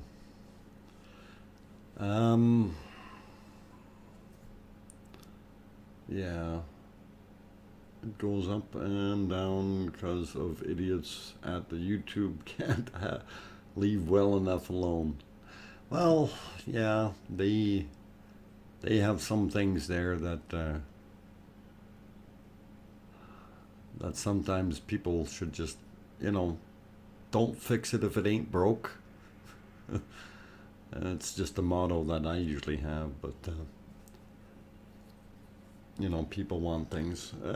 6 cents. What's this channel is great to listen to. Sometimes aren't able to read comments because of multitasking. Yeah, the multitasking, sometimes I can't make comments because I'm trying to multitask. It's interesting to be able to run the whole stream.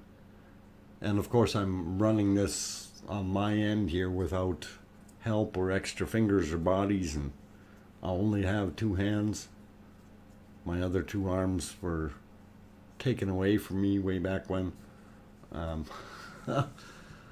And so I do my thing here, and it's hard to pull the strings and hold all the mirrors the right way to get the smoke and mirrors working properly sometimes. Anyway, it does look pretty awesome, and I'm glad we're able to bring you guys these public live streams from Iceland.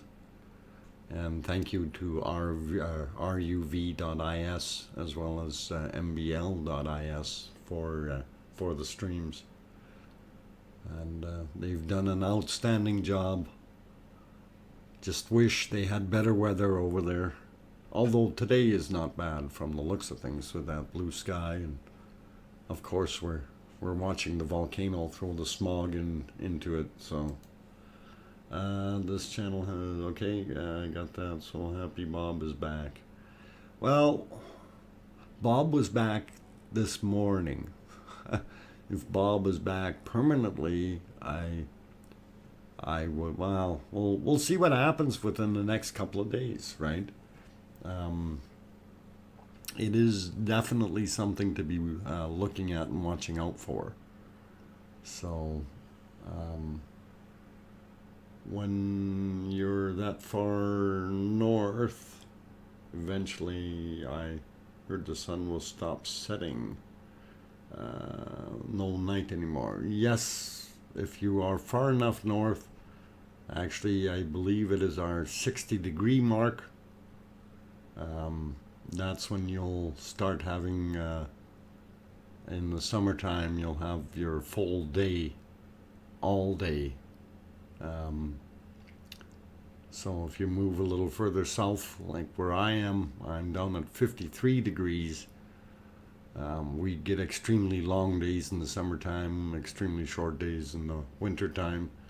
And I think Iceland is a little further up. I think they're at 56 or something degrees, so they're a little bit longer days in the summer and a little shorter days, or a little longer days in the winter too, than what we have.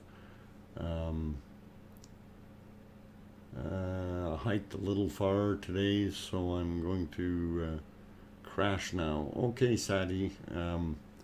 Well, glad you were able to get out there though and enjoy yourself and take some samples. You know, and have a good look there and all that stuff. Hope you keep doing some on-the-ground stuff. It's always interesting to see what's coming out of that thing. So, look forward to having you come back and tell us more woes of worry because we like that. Take care and have a good night there, Sadie. Thomas, okay. Night up here, don't get completely dark now. Yeah. It stays twilight all night. And for an astronomer like me, that, with the long summer nights, people say, oh yeah, go out there with your telescope. Yeah. Our dark time is from about 1:30 a.m. to about 2:30 a.m. So it's a little tough to do some of that when you're, a certain distance, depending on how far north you are. So if you're closer to the equator, you get that more balanced day. It's all good. Okay, have a good night, Sadie. Take care. I'm back. Daryl says I'm back. Got busy at work, but now home in my recliner. Okay, well, good thing you're home in your recliner, Daryl. And that's good. Let's see. We're going to go around the world here and see what else we got for views. And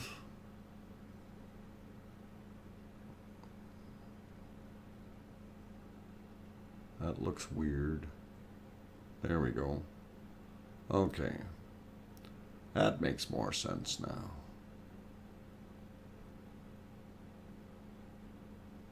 Well, we see some hot stuff in the middle. A couple of hot spots there. I'm wondering if we're going to get some lava flow towards the south here. Nathagi. I'm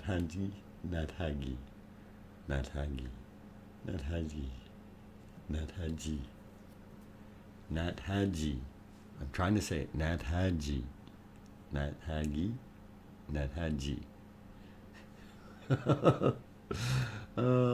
You gonna break my voice box yet? Okay, Nathagi.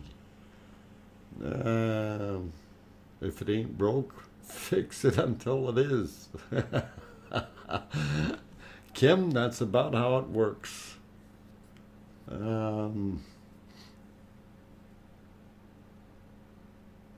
Oh, hello to everyone from New Zealand. Oh, is there people from New Zealand? Hi, no, there's... Daryl is back. Daryl's not in New Zealand, though. I don't think.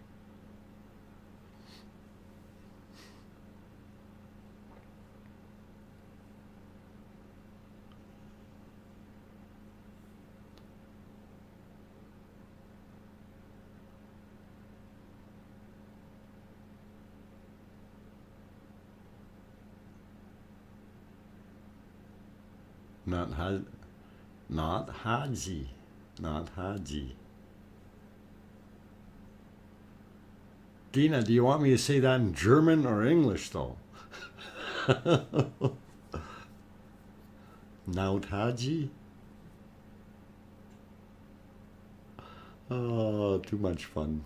Okay. If it ain't broke, don't break it. That's right. Hey, come on, but if we have to repair it, we gotta break it. Anyway, while we're...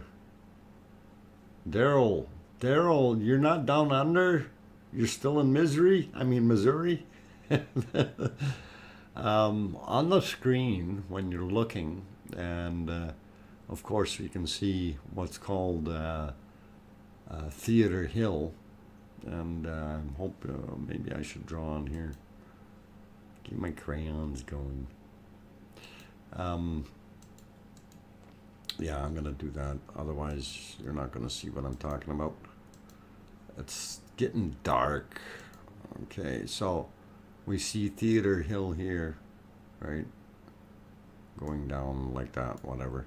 But you see the smoke out back here. And way over here, there's a lot of smoke. That's all the moss fire. Okay, And I'm hoping that, it's going to just burn itself out and they're not going to get too much more gunk coming down. So um, that should be all right. But once that area is burned off, even if they do get a little bit of a ejecta blowing over there again, it's likely not going to restart anything because the fuel is gone. So should be doing better. And I'm waiting for this particular scene to light up. As I was saying, we have some hot coals here, and of course you can see the lava river there. But we also have some gassing going on here, here, and here, and here. This may be a moss fire as well. This last one here. So even this one could be a moss fire just on the edge. But this one is the interesting one because we can see hot lava inside. So yep, that's exactly right.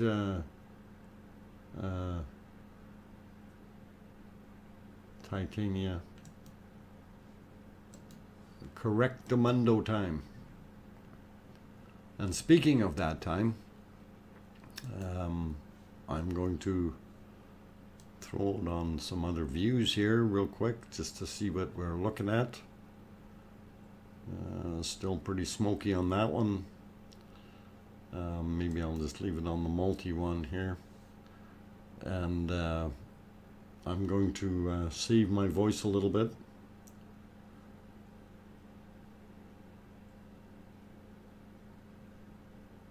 Oh, okay. So if it's pushing up a little bit, that could be interesting.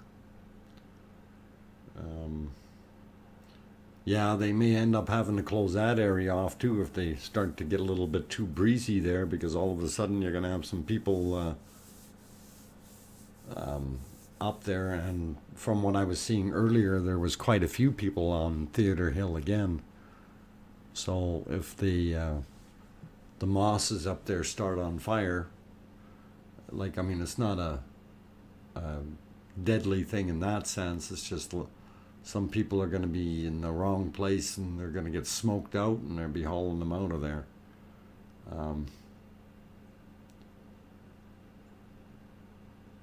Can't get auto emoji for this thing? Oh. Yeah.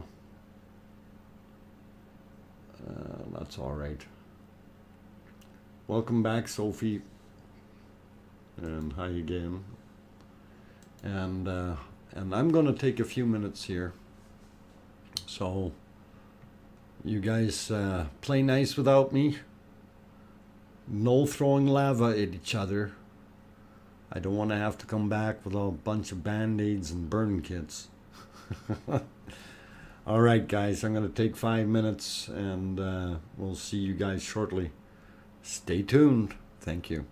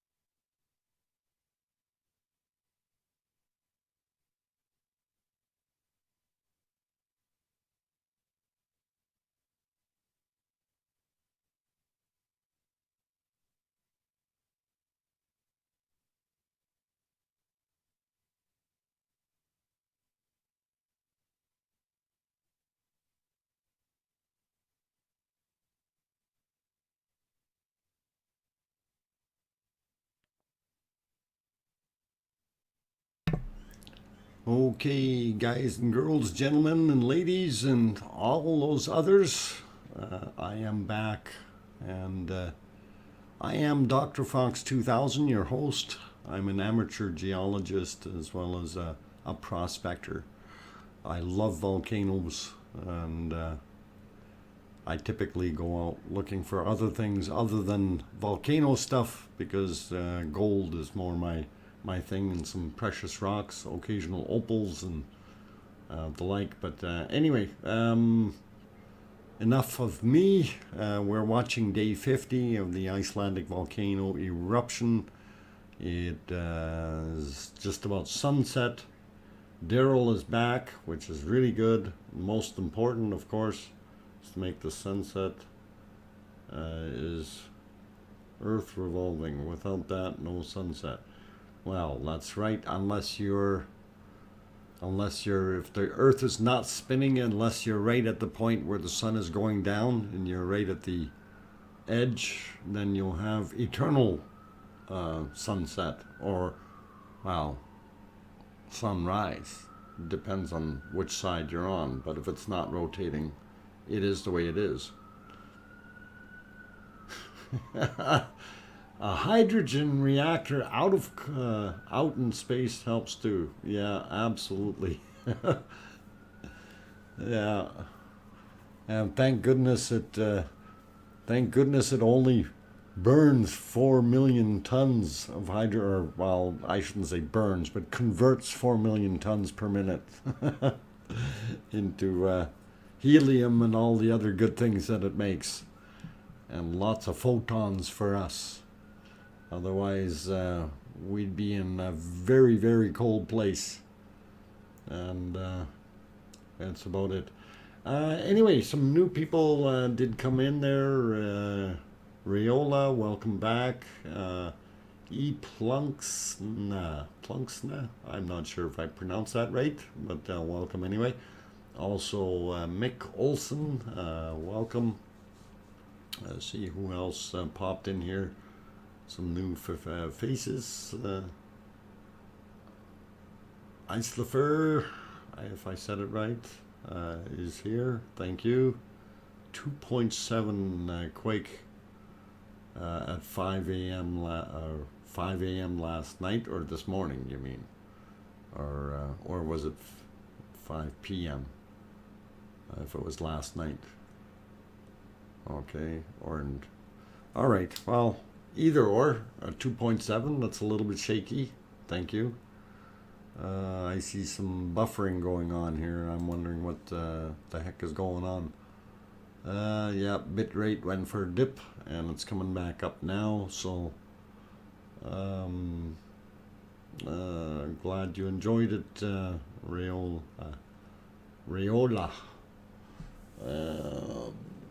Common silica found in the mantle, including olivine, garnet, and pyroxene.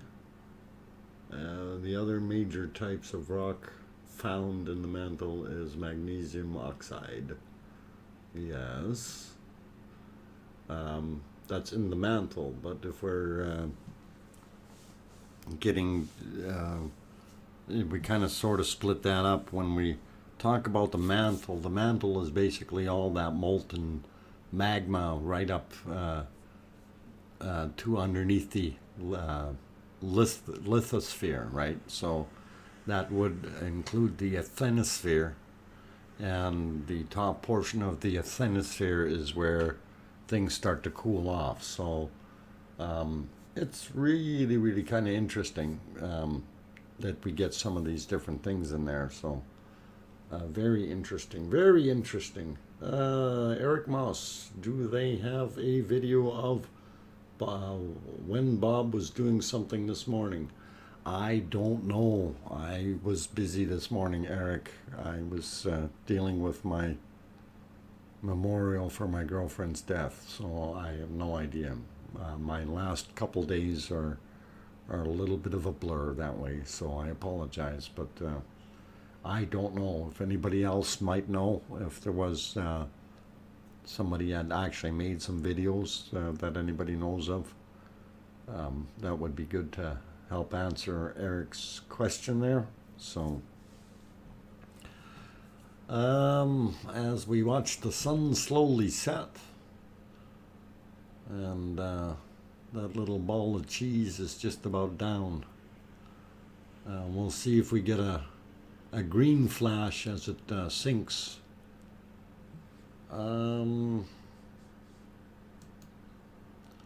Yeah, I was thinking about that. We can do that one, but we can't do the other two, unfortunately.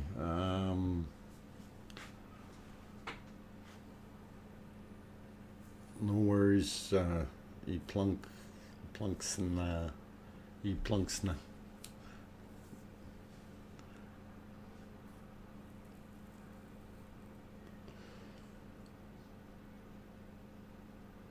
Yeah, it's always a little hard when things like that happen. Even though you're expecting it, you're never prepared, you know. It's always a hard one on people, no matter what you do. So hopefully things will be okay now. You know, after a couple days, it just...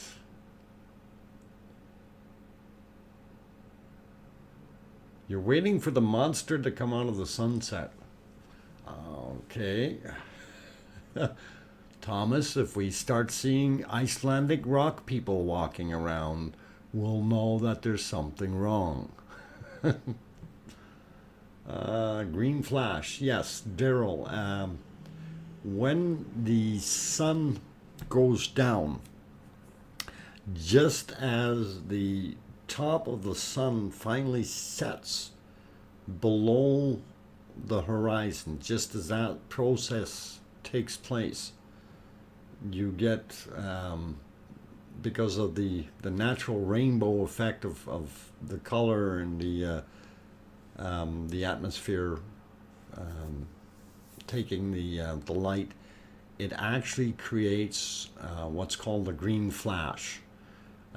It's a little bit more noticeable in some places, but less noticeable in others. And you do get it everywhere. It doesn't have to be by an ocean. A green flash. We're facing the ocean, and it's the right time. We might get the Flying Dutchman.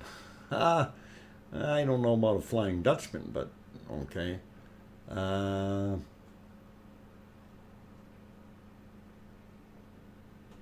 Yeah, that's right, Rayola.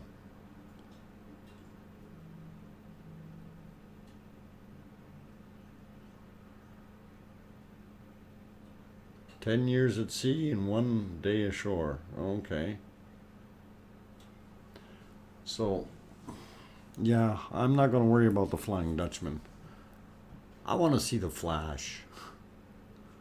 We'll see what it looks like.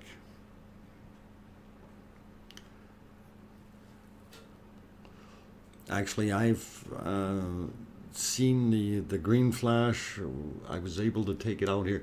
What really helps is if you have some long range shots that you can shoot from, so you get an unobstructed view of the sun as it goes down below the horizon. And I've actually now we know a bit about the green flash. Yeah, just as that sun goes down, I actually had a few of those pictures from when I was in Hawaii, shooting out, watching the sunset over the ocean. And the one night we had, it actually did quite green as the sun went down, and there were some other people taking pictures and of the sunset were the same location as I was, and they were looking at me going, why did the sky turn green? You know, like couldn't quite understand it. And it's a unique thing that that happens. So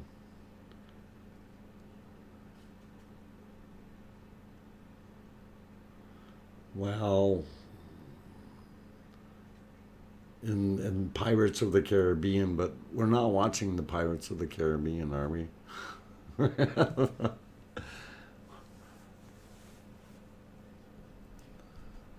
I thought we're looking at what is it, bargain bloggengarf or um, now if you told me it was the flying Iceland man, then we'd have something to deal with.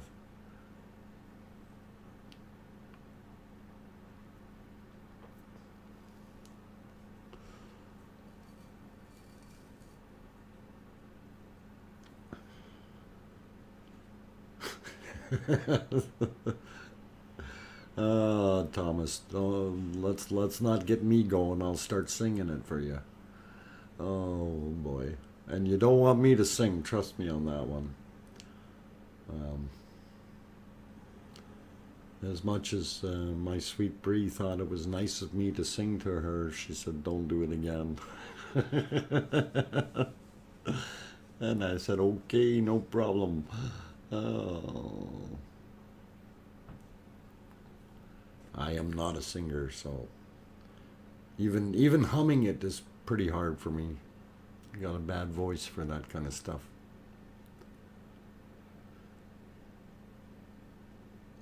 Jonah, welcome back. Nice to see you. And we're just watching that sunset beside the volcano there. And is that all people on Theater Hill? My God, that looks like Theater Hill has grown ants or something. There's people all over it. An Australian thing? Have a nice song voice? No. Oh, Sophie, I don't know if you want me to sing. That would be a horrible, horrible thing. I will not put you through that. Okay. All right. We should be very close to that sun dipping. So if we keep an eye just in between the sun and the cloud off gassing from the volcano, we should be able to see the orangey area turn green just for a minute. Actually, you'll see it come from the outsides inward towards the center if it does turn green. So it'll be interesting to see. And it may do it just for a split second. The camera may not even be able to pick it up because of the difference in light there. So, okay, it's gone now. Now it's the time to have a look.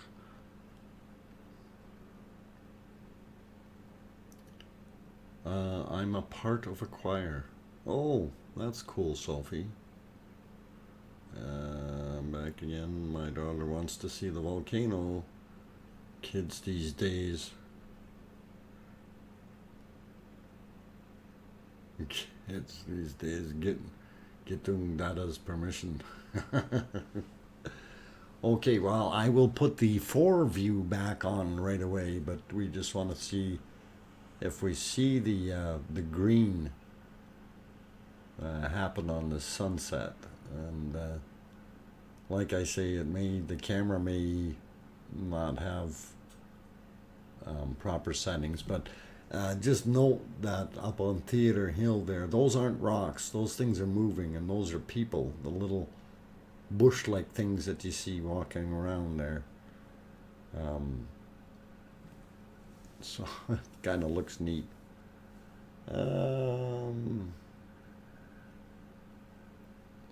Yeah, when it goes down slow, it's hard to know when exactly it shows. But as soon as that yellow part is gone, we should be able to see it. So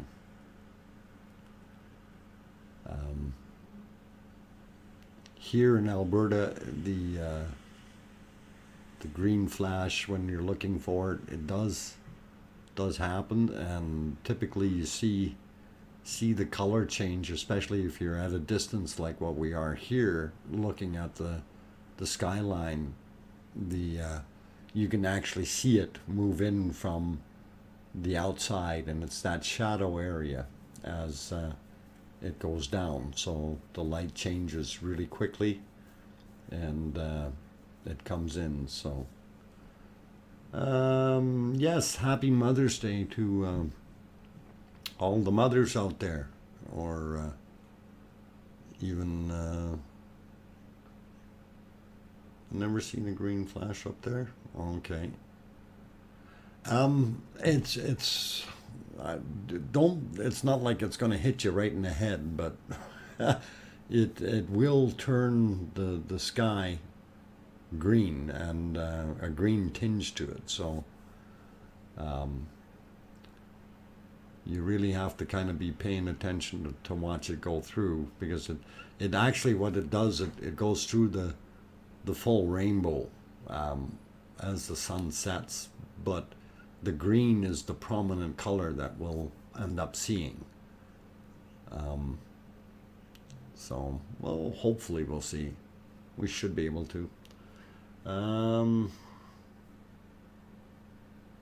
You've never seen the green flash. Well, Mary, a green flash is related to the sunset. It's very real, but it's not recorded to as the Flying Dutchman. Okay. Rocket re-entry in 30 minutes. Yes, make sure you have your hard hats on in 30 minutes. Space debris coming down.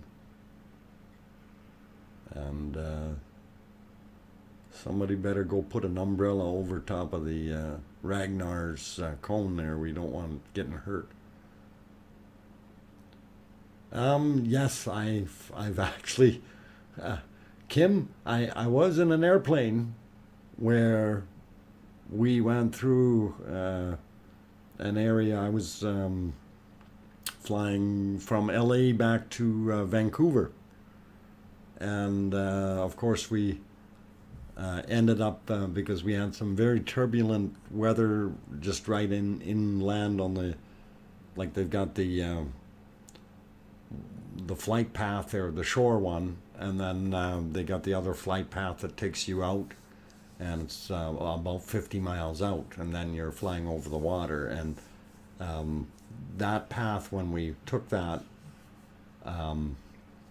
the wings were actually glowing green, and you know, the guy beside me was starting to freak out, and I say, "Hey, relax, relax. It's we're not turning into zombies or anything, you know." So yeah, it is weird when the aircraft you're in starts turning or glowing green on the wings. It's a really awesome sight. So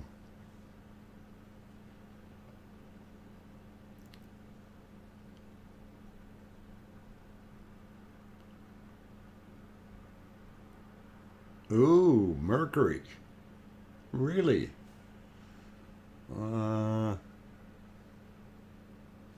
Well, that's interesting.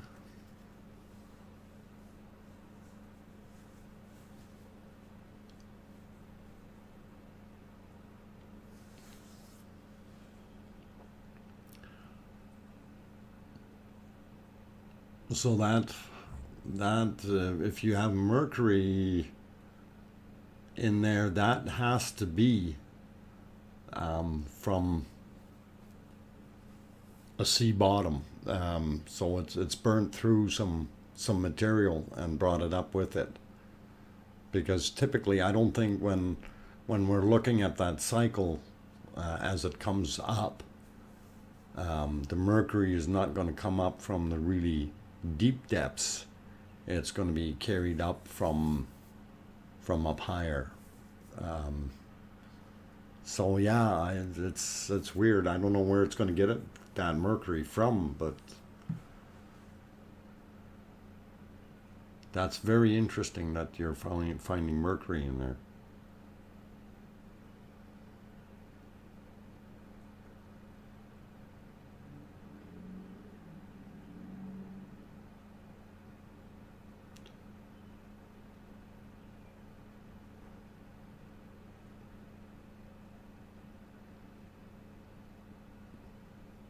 Okay, so in the past 2 million years.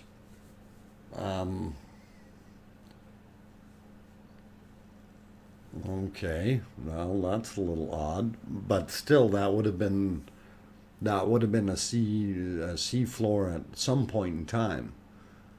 Um, but it would still be there, throwing it up volcanically. Maybe in its early days when it originally formed, it had picked up an area that was high in mercury and delivered it in there. It's very, very interesting.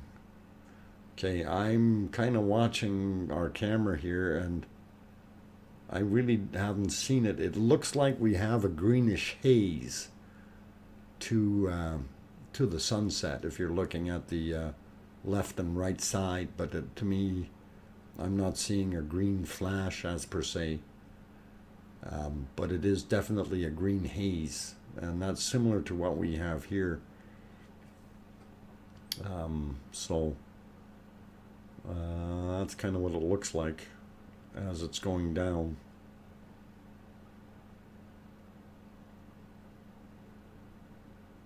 The hill has at least 100 eyes. Oh, there's more than 100 eyes. I saw a pink flash. Okay.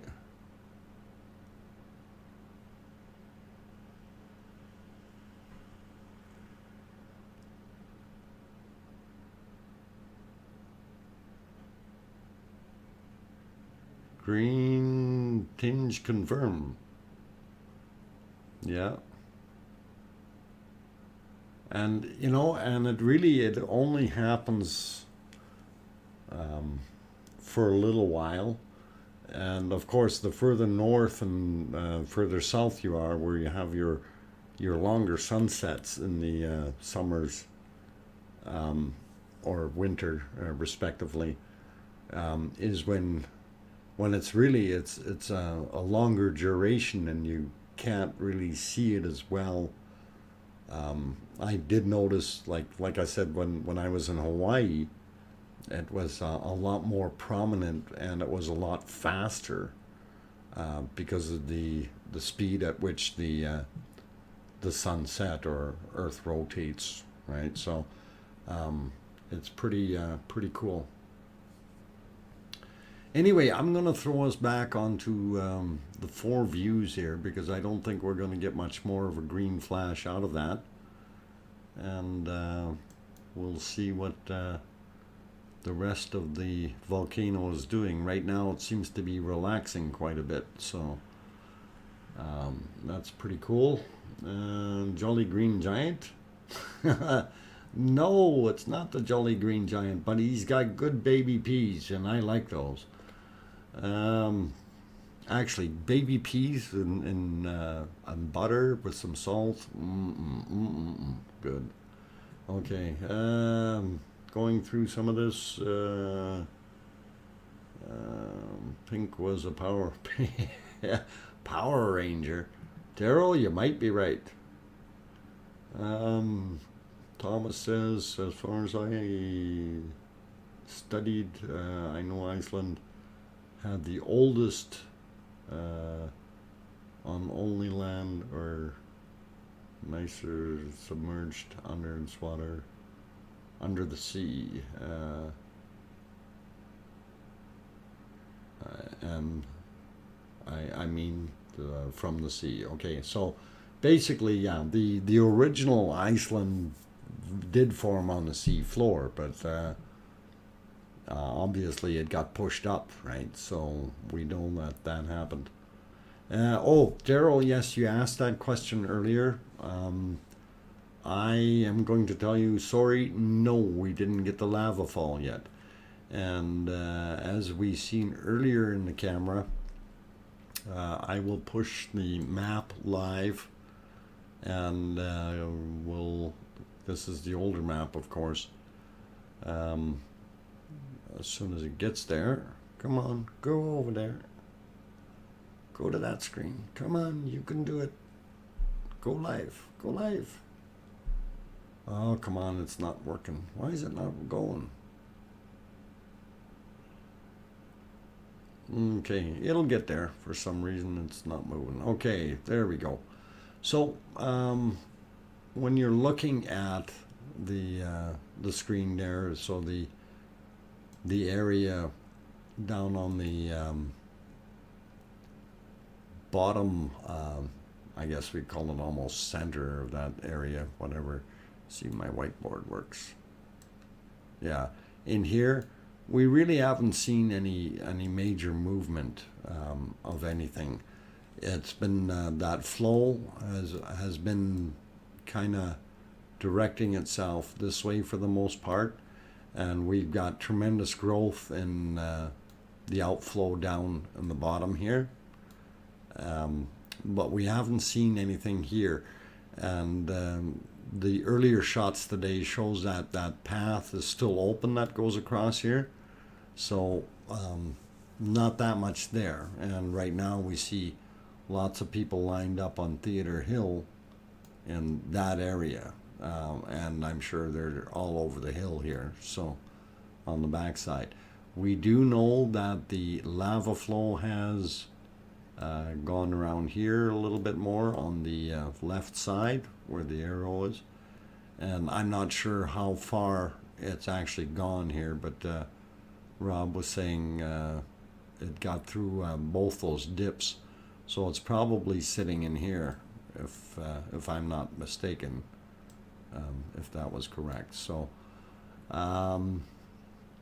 that would be about where we're at. So we still have not seen our lava flow in that beautiful spot there, and we're hoping that we get some blockage here, and it'll change its flow pattern and start heading back in here. And if it curls around, builds up some more, hopefully it'll get built up enough that we can push over that that little bit of a ridge. We probably have 20 meters to go, or maybe 10 meters to get up there, which is still 20-30 feet.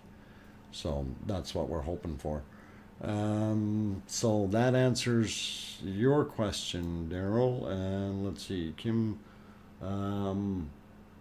low right view, the sky flickers just a little. Yes, it did. And I'm sorry for taking that off of there, but yeah, it did. And we've got our eruption cooking again. Get out the hot dogs. This is going great guns. There we go.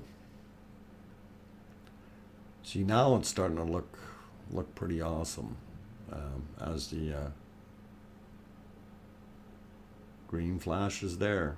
Okay, yeah, you can actually see the green. Yep, this is what we want to see. Ejecta. See, this now makes me wonder about, you know, if we had that major eruption and then things got quiet for a while and it just bubbled for a while, and now it's starting to get back to what it was doing before with the higher ejecta coming out again. So maybe it has rebuilt that chamber that collapsed earlier underneath there, and is now spewing more levels of the lava out again, so shooting it higher. So we'll have to see. It looks like it's starting to subside. Well, maybe not just yet, but I haven't been timing this tonight, so usually I sit here and I kind of time the intervals between ejection and or silence, if you will, and then the ejecta. One of the things I do want to point out, we do have a lava flow out of the south side of the main vent there, so that southern crack is starting to show the flow again. And of course, if we're not seeing where that flow is going, it's going down in underneath, and yeah, it looks it's green. Yeah, your sky is starting to really turn green now. Venus should be visible. Oh, I don't know. Should Venus be visible in these shots? Right now, I don't think it would be. Too cloudy and too much stuff in the way. And I don't know where it should be sitting right now. I don't have my other software open. And I don't want to open it up because it's running pretty hard and heavy with what I do have open on here already. So dipping down in that buffering for you. Yeah. So yeah. Let's see. Hi. How's everyone? Hi, David Taylor. Sorry. Susan Cat. Welcome. Or Susie Cat. I can't believe how much time I've spent watching the volcanoes. Mesmerizing, hypnotic, whatever you want to call it. It's pretty awesome. All the way through, no matter what we do. It really, really is very, very awesome. Anyway, for those people who are fairly new or just coming in now, I am DrFox2000, your host. You can call me Doc for short.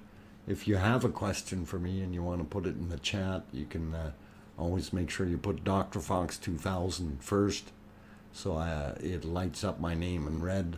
You don't need to be using the @ symbol, but at least that will work. It'll make it easier for me to be able to see the question, so that's all good. Mercury about to disappear. Venus is a good distance above the sun now. Okay, well, that would mean it's right in that smoke. Would be a little hard to see, but we'll have to see. And by the way, Susie Cat, thank you for dropping in. Really do appreciate that. Haven't seen you for a while. So good to see you again. And keeping an eye on my bit rate, it's slowly climbing back up, so we should be all right. But we like the symbol, the @ symbol. You can like the @ symbol a lot if you like, Kim. I'm not going to hold you back from using it, but you don't need to. They fixed it so you don't need to do that. So that's always nice. Okay, I'm just looking at time-wise here. I've been at it for 3 hours and 7 minutes.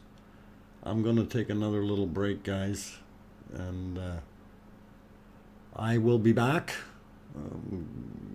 Hopefully we'll get some interesting stuff happening in the meantime. All right. 15 minutes for a rocket watch. So yeah, in 15 minutes, you make sure you got your hard hats on and keep your heads ready and eyes to the sky so you know what's going on. Just thinking, we are what are we going to do when this thing goes to sleep? No more Dr. Fox stream, or not going to think about it? Daryl, are always other possibilities of other things, other places, and live streaming can be fun. There's still some type of live streaming that will keep people very interested in what you're doing. So problem with most of those is if you're ever building or constructing something, trying to do live streaming on that is always really difficult if you're on your own, because how do you show somebody from the camera view when you're on the other side of it trying to run it, so it is a little bit desperate, I guess, in that sense when you're trying to do those other ones, but almost need two people. Anyway, David was asking why, what's happening with rockets. Okay, the Chinese rocket booster is coming back into Earth's orbit, and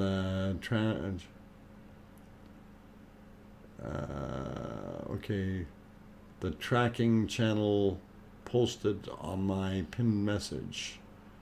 So yeah, if you go over to AZ Skies there. Oop, hang on, let's do this. And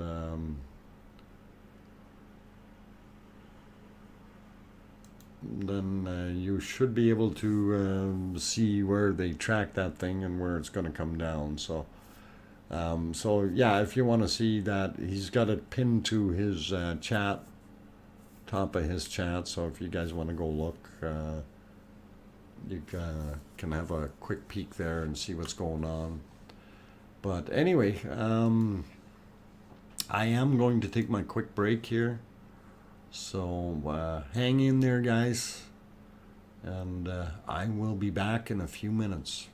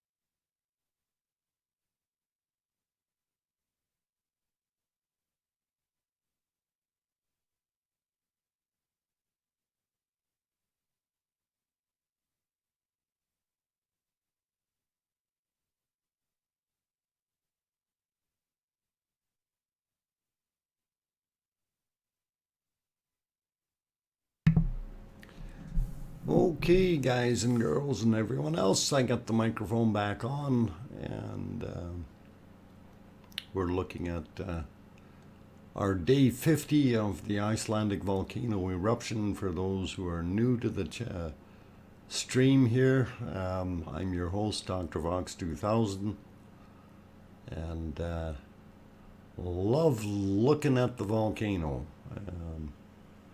And right now it's being very dormant or quiet, and I'm sure in a few minutes it will pick up again. For those who were wondering, oh, Barbarian is back. Welcome back, Barbarian. I'm glad to have you. Anyway, as I was saying, if you guys were watching and I made that Icelandic volcano eruption day 50 really big across the screen there, I was trying to do a screenshot, and then the eruption quit. So didn't help me out at all here because I didn't get one up there from before. So we're trying to do that. That's still gonna happen though. We'll see what we can do here in a few minutes once it starts going again. As the sun goes down so slowly, without big massive clouds in the sky, it doesn't allow things to glow up as quickly as possible, since we've got a lot of ambient light from the sunset still happening there. Since it doesn't go down very quickly. Daryl's having a beer.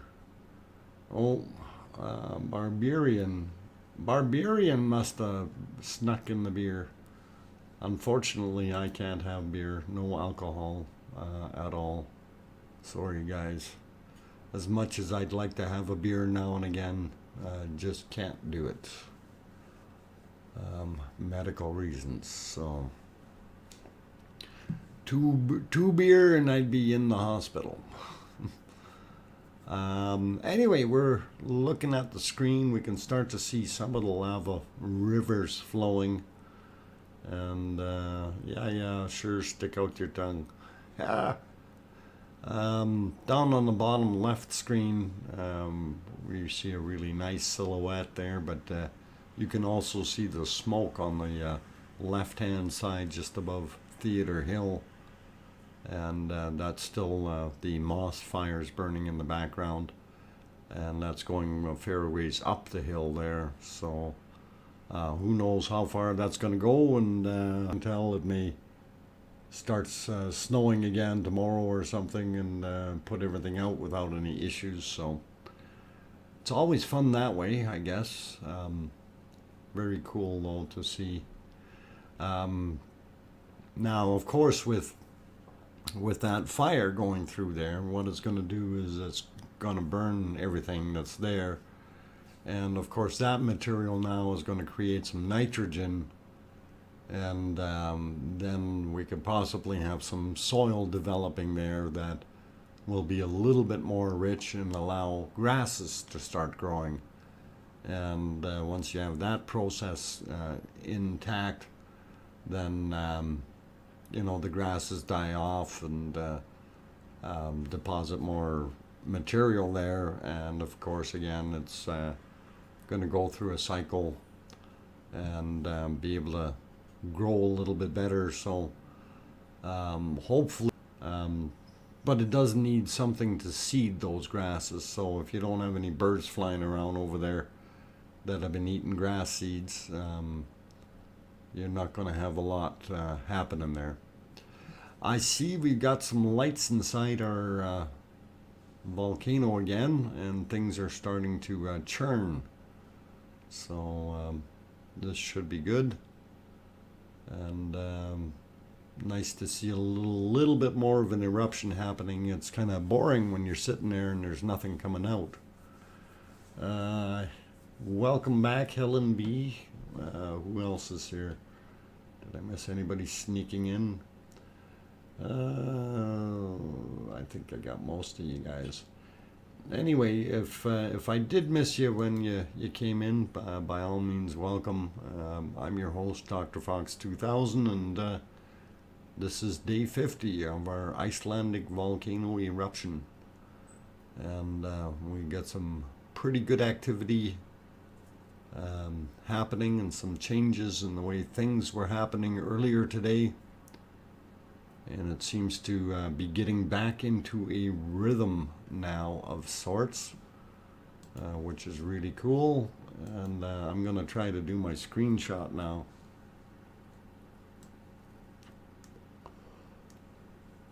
So forgive me for making that big and ugly across this. Okay, oh, that didn't work. I need to do something else here. There we go. Now I can try that.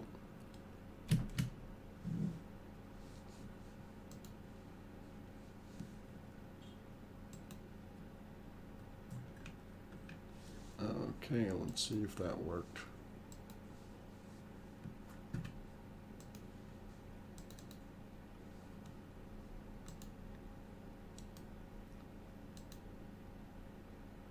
Yep, that'll work. Okay, so yeah, it's always hard to get a decent screenshot during the day of the volcano, so kind of cheating by getting it after the fact, but it is what it is. I will take it any way I can get it. Ha! And we'll save this as my volcano thumb for today on the desktop. There we go.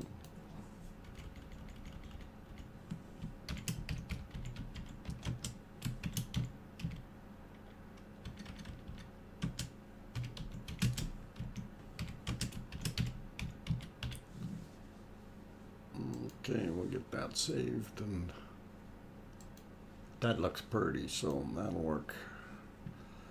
Okay, back to my stream here so I can see what's going on. Gant1, welcome.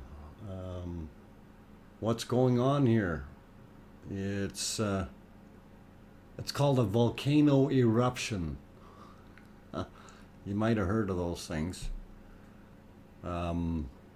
Very interesting things happening, and it's day 50, so we should be good.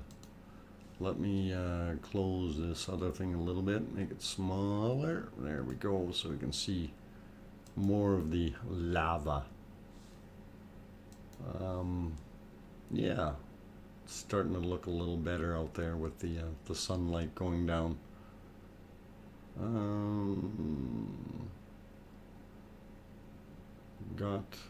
I got a great shot, Doctor. Thank you. Okay, so good. I want to see if I can do a quick edit and get yeah, get that up there.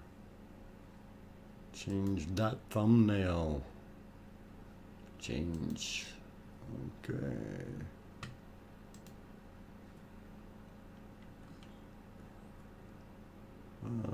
Where'd day 50 go?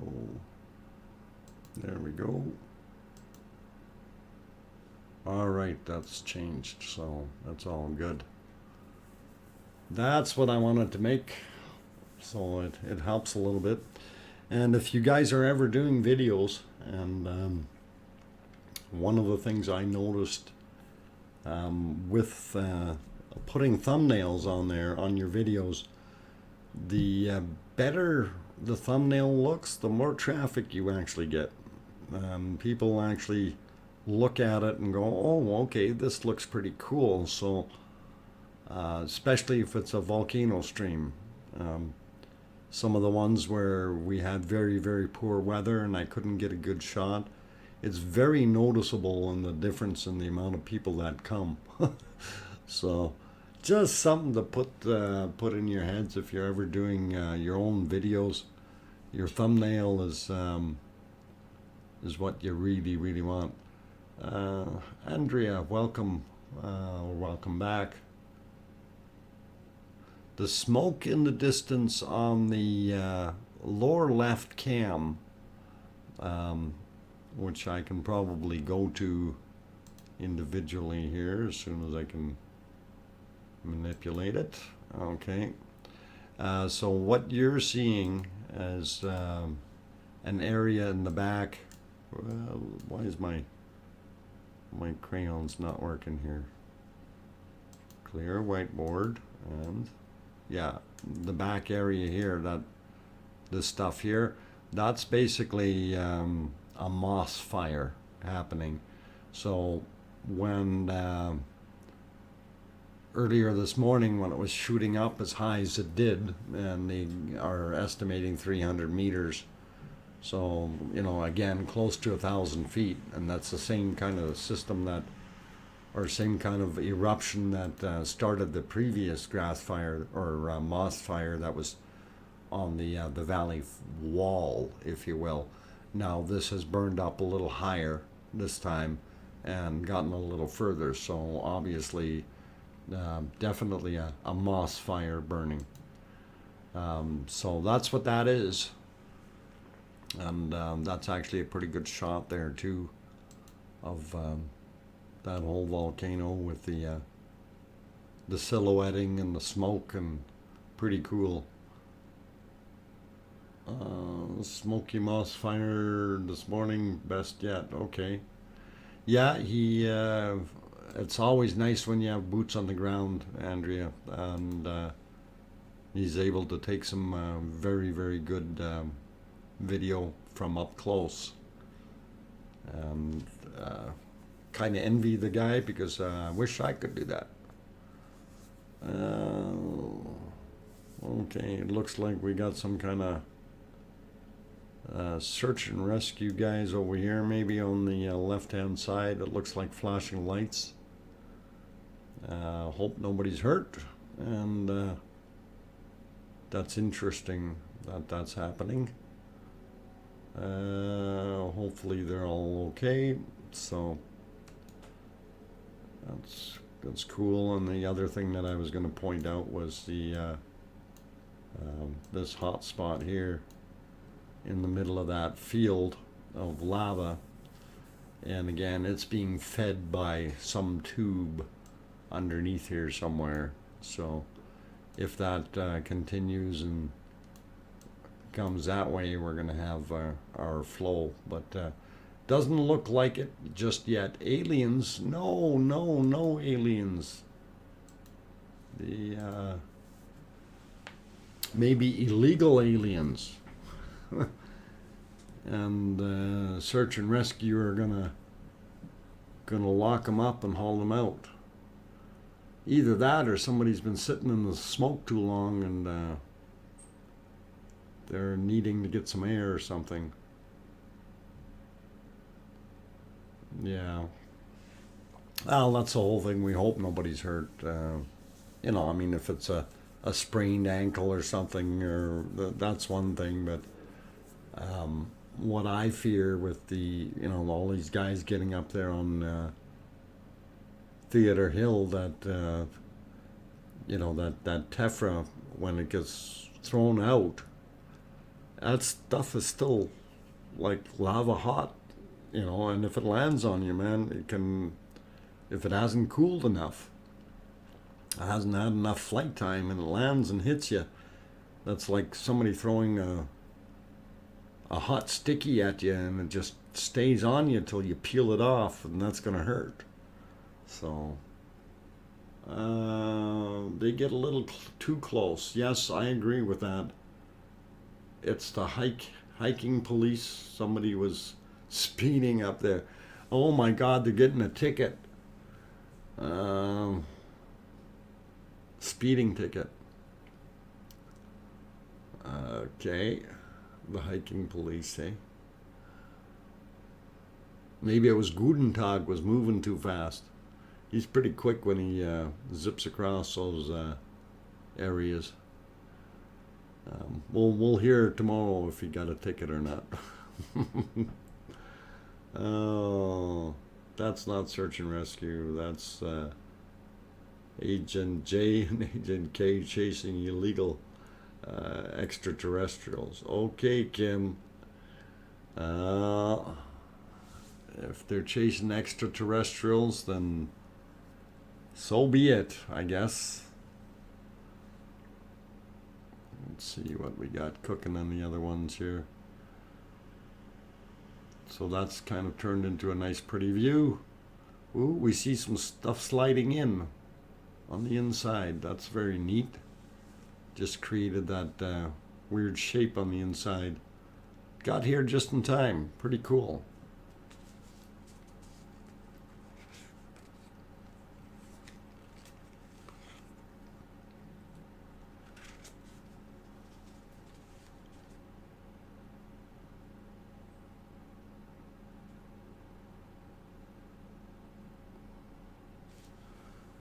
Okay, yeah. I'm gonna kind of, okay, Barbarian, it's hard to turn around and start pointing and saying, okay, this is 100% a shield volcano. We know that it has one central pedestal underneath there that this lava is flowing up, and we know that it is feeding into one area that is about 7 kilometers in length and about a kilometer or so in width, and it's got multiple fractures in there that it was feeding.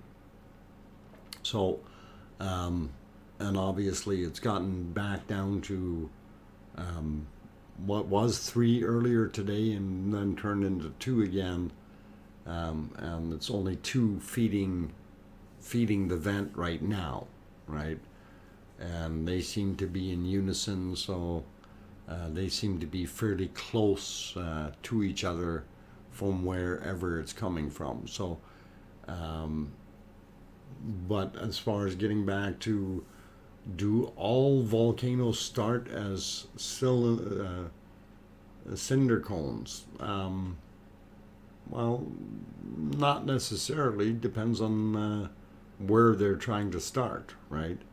If you have something underwater, as an example, and it's a vent coming out on a steep angle, you're not going to get a cinder cone at all. It's just going to billow up the lava and flow down and away. But as far as being above ground, again, angle, trajectory, everything that comes out, you kind of have to weigh out everything. So, thinking that it's going to be a shield volcano 100%, well, I'm thinking we can call it a shield volcano because of the way it works, but I'm not the official who put the label on it. Juliana, welcome. Welcome back. Lamprey Networks, welcome. And there was a rumor that Bob started being active again. And yes, Lamprey, this morning when the massive eruption happened here in this Ragnar, is when Bob started convulsing a little bit and some steam and smoke coming out from it. But that was only this morning during that very large eruption, and it has since subsided. So it was just a Thomas, I guess that's the best way to put it. Yeah. I'm at work in North Carolina. Is that okay? What are you making that you're popping in and out of work? Just bugging you, Eric. We don't need to know. Could be something we could use for volcano stuff. Anyway, I'm going to throw it back on the multi-screen since it's getting quieter there. And I have not timed the eruptions tonight, so if anybody's doing that, that's kind of cool. Juliana, I'm okay, I guess. Still not as chipper and cheery, but that's what happens when you lose a loved one, right? It's takes a little while to get over it. So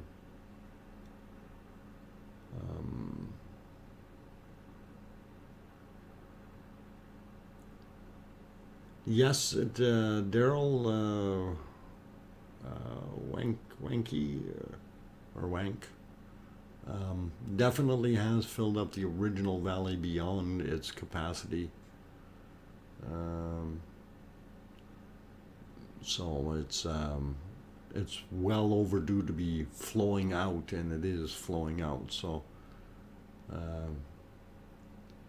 they have a lot more lava sitting there, and it's built up a lot higher than they ever expected for that valley. And if I recall back in the day there, it was only 6.6 million cubic meters capacity or something in that ballpark.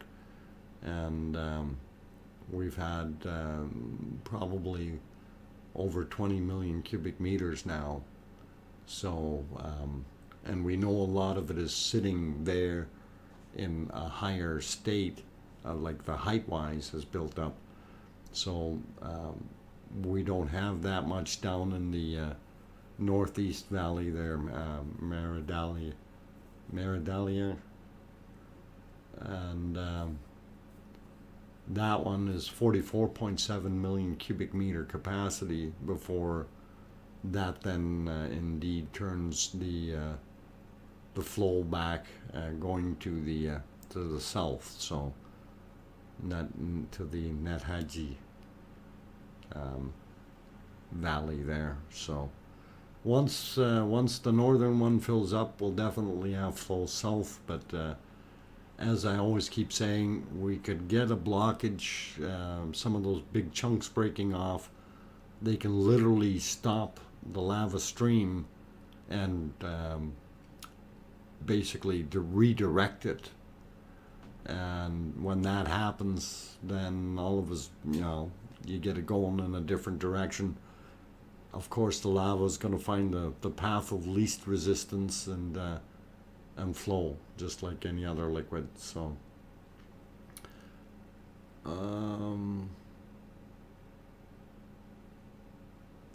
yeah, somewhere around there. And I wasn't available this morning, so I don't know what it was doing. But yeah, this looks pretty good now. I like this view.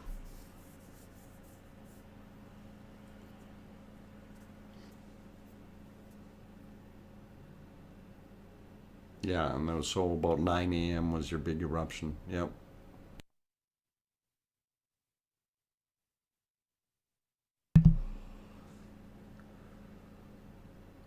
Yeah, which is all good.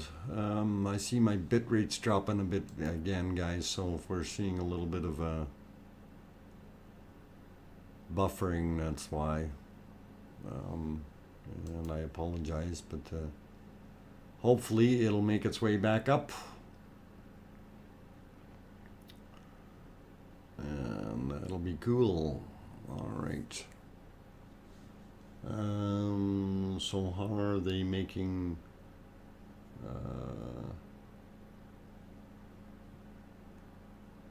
okay, that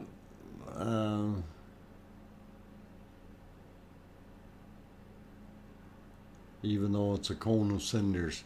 Well, yeah, that's why I really didn't want to get into this conversation, because truly it's not up to me to call it what it is, okay?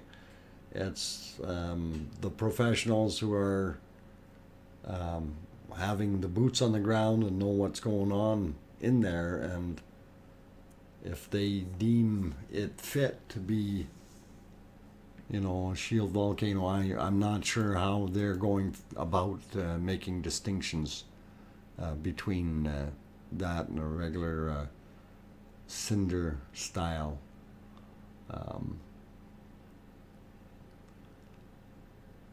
In other words, I think we might have to ask somebody who's a lot smarter than me, okay? Not trying to be weird, but I'll be very straightforward. I don't know. I'm only an amateur geologist, you know.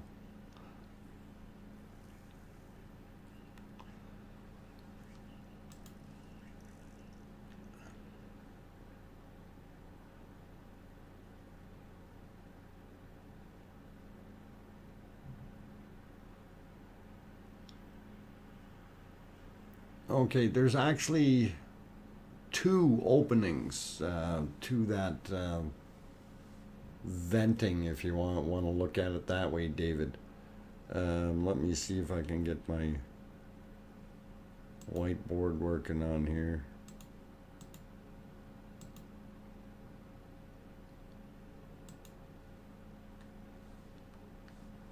And will it work? I hope so. Okay, so if you're looking here, this opening on this side, so this is like that, right? And on the other side, there's another V over there. It's kind of really hard to see. So that one V is here, and then the other V is what we're looking at on the other camera view on the left side. So you have two exits out of there. So if that's what you were looking at, that's kind of the paths that the lava is taking right now.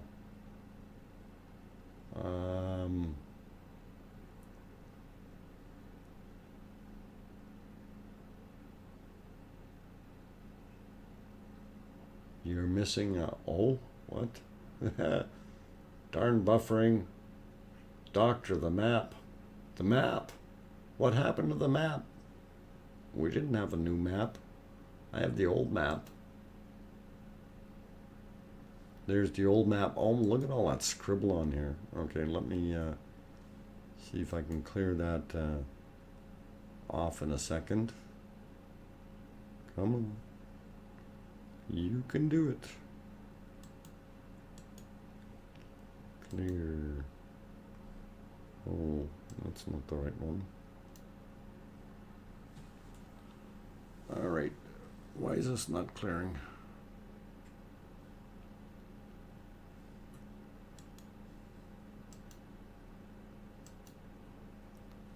Well, that's because it's not the right whiteboard. How many whiteboards I got in here? My God.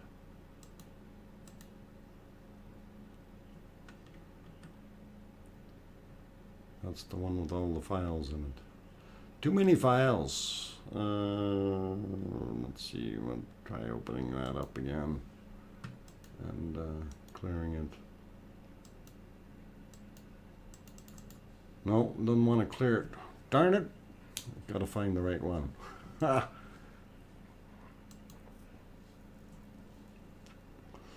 Just give me a second, guys. I will see what. There's the other one.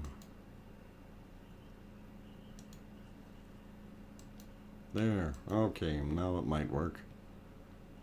So, yeah, what we were looking for. So it's got a vent that's kind of pointing out this way, and it's got one that's coming out like on this angle. So this is definitely flowing around like that, and this is starting to flow, and it goes into some kind of a hole, and it's probably going underground, flowing this way. This is what I'm guesstimating, okay? And the other direction would be that way. So let's throw that back on there and get back to our volcano scene. Fortis, you made it. It's day 50. And we're still cooking. Yeah. He'll survive. Is there still any farmer? Yeah. The farmer is going to survive. He's going to grow. He's going to get volcano cows, and they're going to make new volcano milk.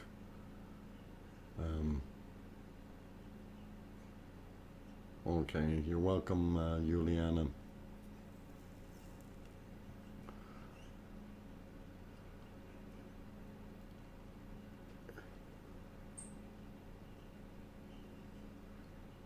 His farm.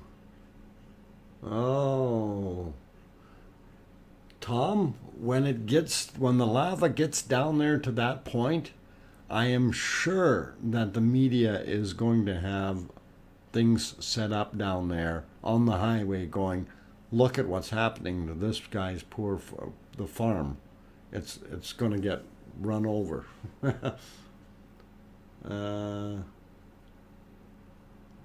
Is for sale? Actually, yeah, for the right price, I'm sure you could buy it. And the rest of the other 20 farmers or so that are all involved in that, they can, if they all agree to the big price, everybody can have it. So just think, if you have, a couple $100 million and you want to buy yourself a volcano that's active, you can buy this one right now. It's just a matter of getting the right money out there. So, pretty cool.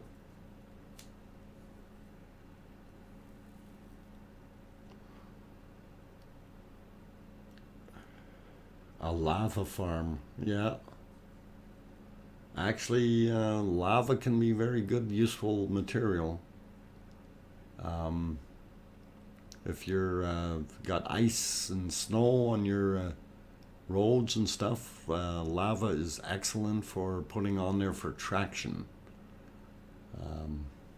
And that's one thing that they found here, that if you do that in Alberta, it is really, really good for traction. It's also eco-friendly from my understanding. So, seriously, they've had offers. I don't know if they've had offers, but like I'm talking serious dollar offers on the table, Barbarian. I really don't know if somebody has come along. I'm sure there have been inquiries. Maria, welcome. Welcome back. Glad to see you. Lava is also good to make concrete with. Yes. Dr. John wants to say you something. Dr. John wants say you something. Okay. Or say you anything. Dr. John? Oh. Undersea concrete. Yep. It works good for that. Because the material is not as permeable to water, which is very good. Obsidian can be from volcanic glass, yes.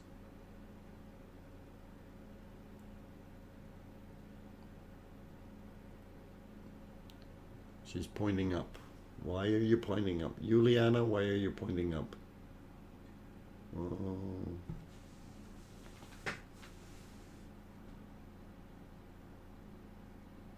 I'm going back up, seeing what I missed somewhere.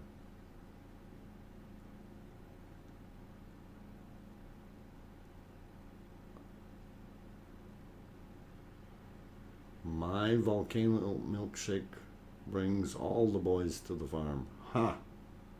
Okay, John, Dr. Fox, nice to hear you. I'm in the UK. I love volcanoes. Great shots. Thank you, John. I appreciate that. And welcome.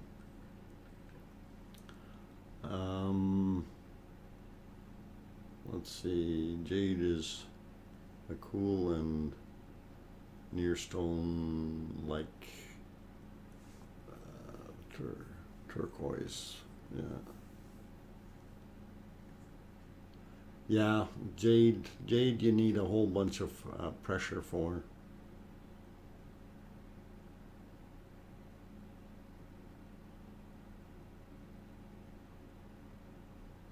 Yes, I seen that, Juliana. Thank you. I love volcanoes too. Especially ones that we can track and keep apprised of and know what's actually going on to a degree. Um, oh, Fortis, stop that. A milkshake or malt from Steak and Shake sounds yummy, but none up there where I am. Okay.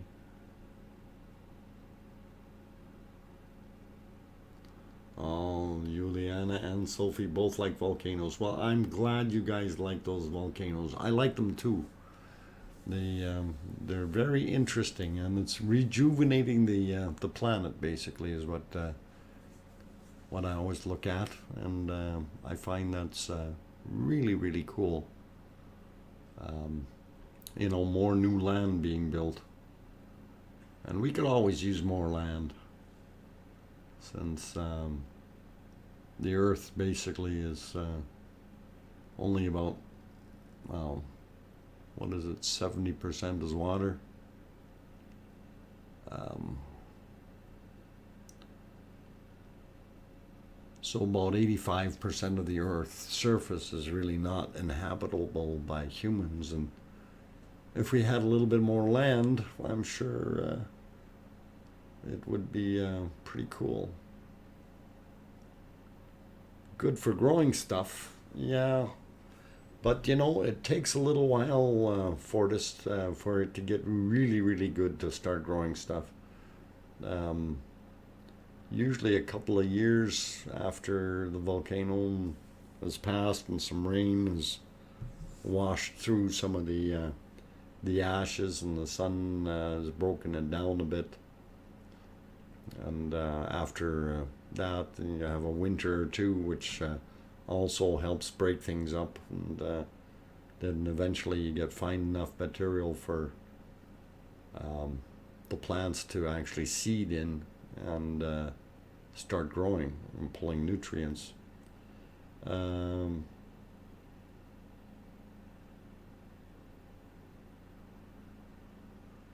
Dr. Fox, watch to top left cam, the wall following. Okay, well, let's put it back on that screen and see if more stuff is falling in again.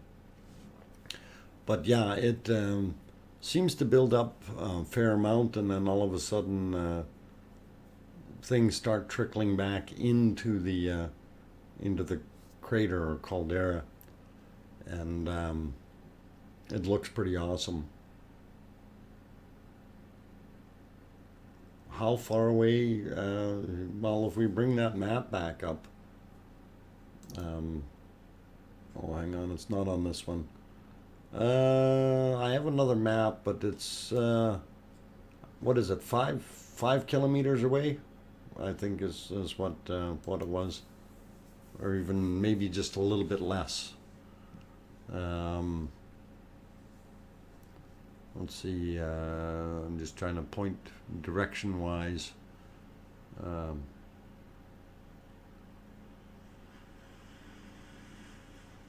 Okay.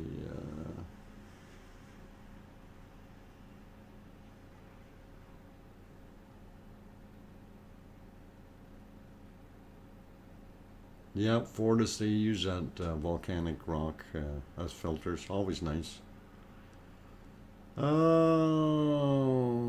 Always nice to see y'all. Thank you. CND boy, thank you for coming. I'm glad you could make it in. And here we go again. We're at full eruption again. So it's looking pretty awesome. And from what it was earlier this afternoon, it certainly has picked back up. So I'm thinking that it might have rebuilt that chamber that it was that collapsed earlier down inside, and is going nuts again. So pretty cool. And yeah, it is throwing a heck of a lot of stuff out the backside of the cone right now. Housekeeping. Okay. What is your point of view on the volcano? do you think if it does stop erupting, the lava could spread for miles? Well, it's going to take, I'm going to say housekeeping, it's going to take probably a month or two, probably closer to 2 months to fill up the Meridalier Valley up in the northeast because of its capability and capacity. There's is a lot of lava, and it hasn't even got to 20 million cubic meters of what we see at present, or it's very close to it. And that's been 50 days to get that amount. So if you figure another 50 days for that valley to fill up, a little bit more. In the meantime, possibly get some blockages to push the lava south. You're still a long ways away from getting lava to the ocean, because by the time you fill that up, and then if you Nathagji, if you go fill that one up, that's another 4.4 million, 4.4 million cubic meters, and it's quite deep, so I think, or 6.4, one of the two. So it's going to take a little while even for that to fill up, and that'll take another week or so. And depending on flows and blockages and stuff, it could be 6 months before we could see lava actually touching the ocean water. So could be a lot of stuff going on there. Sorry. Yeah, but where does it go after that month? We never seen the volcano this active. Okay, I will get back into that for a second. I'm going to see what else is being asked, because it's so rich in nutritious. Okay. Know that it radiated. It's not radiated. Juliana, it's not radiated. The radioactive levels are way down. Maria says, Dr. Floyd, is it such a beautiful evening there right now? So pretty. Yes, it is very pretty. The soil underneath the 2010 area has had great growth after the ash that caked the area was removed. Okay, so the broken up stuff has definitely been taken out. Okay, so let me just put that map back on here, and we'll just talk briefly about what it's got to do here to fill up. So when we're looking at this map, in here, the northeast area. Oh, come on, why is this? There we go. We'll clear that off. Okay, so this valley area up in the northeast here, whoop, I should be like that. It's got huge capacity, right? So once this fills up, and the flow is going this way right now, once that fills up, or we get blockages here somewhere and it redirects the flow, then we'll see flow coming this way. This wall here has not moved for a while, right? And we have this camera is viewing that way. This camera is viewing that way.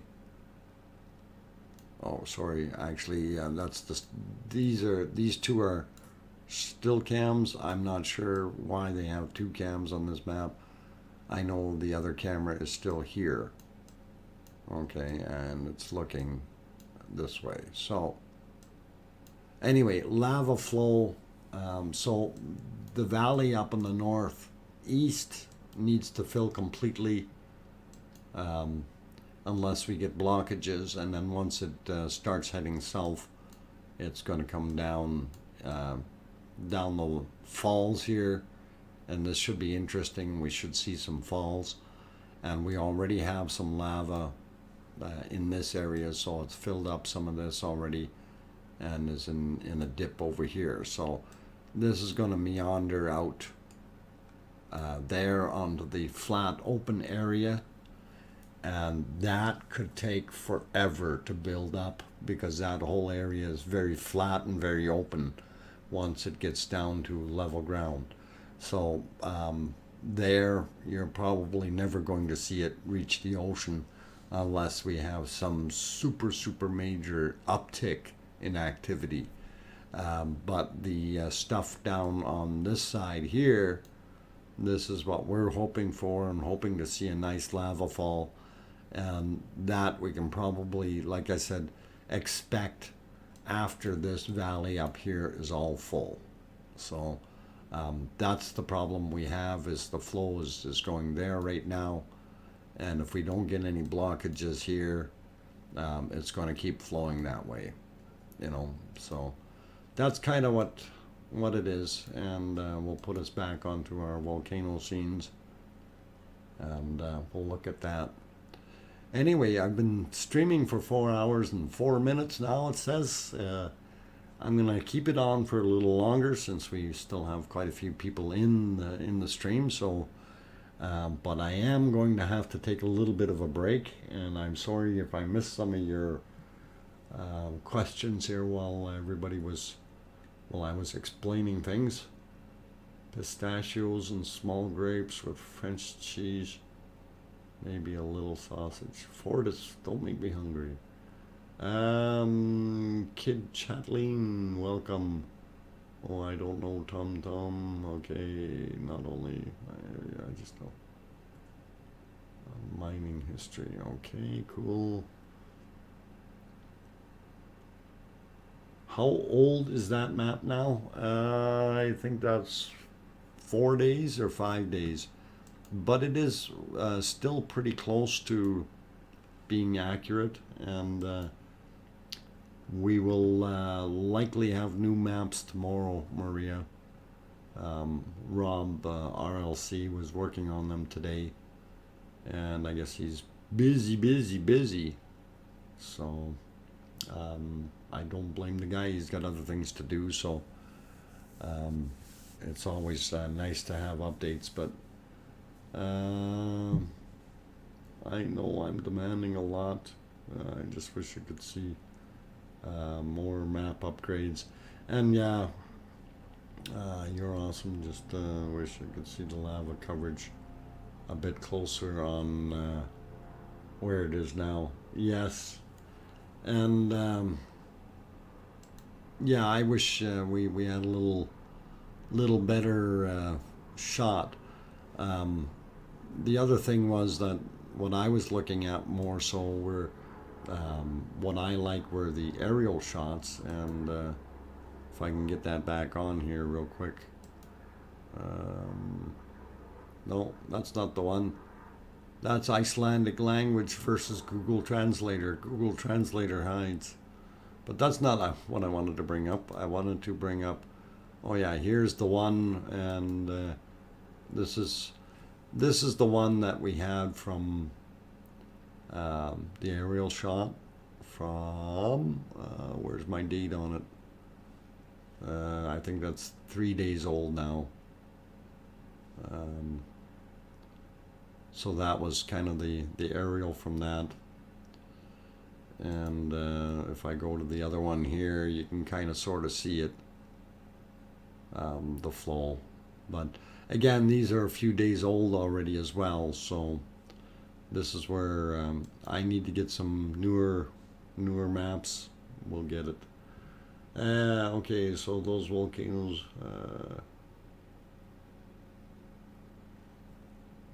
Okay, let's see. Fortis.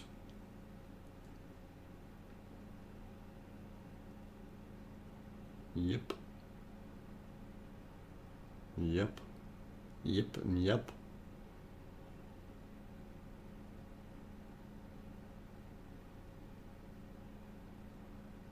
John Wayne. Oh my God. All those guys, I thought John Wayne already passed away. Okay, never mind. Those volcanoes are they different craters happening? Okay, no. What you're seeing is 4 different angles of the same caldera or crater. That's what you're seeing on the screen, just to not confuse yourself. Okay.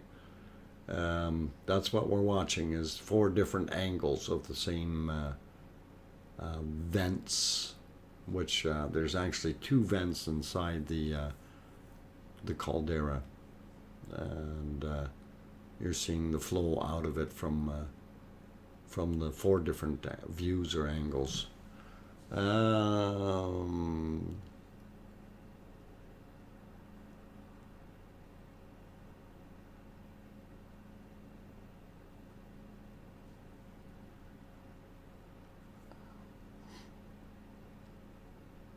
Normal? What are you doing sticking cats in here again? Chopper ride. Oh, that would be a beautiful thing. I'm all game for a helicopter ride.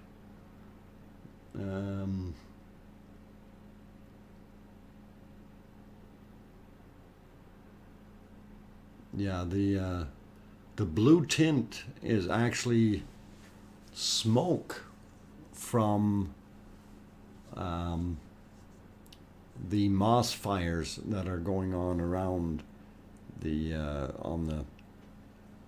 behind it and stuff. If you look at the bottom left one, you can kind of see the plume in the darkness there, and that smoke is heading off to the left hand side.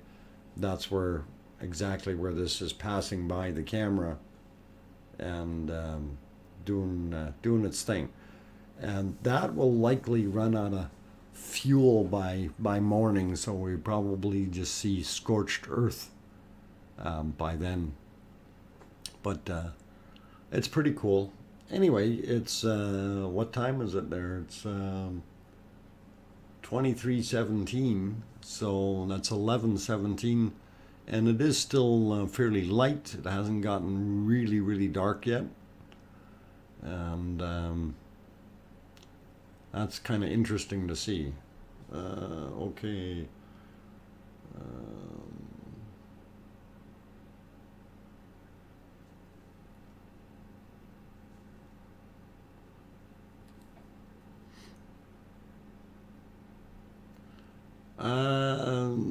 No, Bob is not really. We're not talking C&D boy Bob. I'm talking about Bob as in the volcano. We're going to see what happens with Bob, because it's really interesting, and will be interesting to see what can happen tomorrow, or what may happen during the eruptions that are coming from the vents, depending on how high they go and how much pressure is behind them. It could reopen the venting going into Bob and Bob Jr., both vents in there, and really get it going again. But we don't know what's going to happen. You know, it could happen tonight, could happen tomorrow. It may never happen, right? So those are the variables. Wait, it's 11 p.m. right now. Where are you at? I am in Edmonton, Alberta, Canada, and it is 5:19 p.m. here. In Iceland, it's 11:19 p.m. or 23:19, if you will. You can see that on the cameras on the screen. I do have the clocks on several of them, although a little hard to read some of them, but yeah, they're all in the same ballpark there, so 23:19. Barbecue would be nice.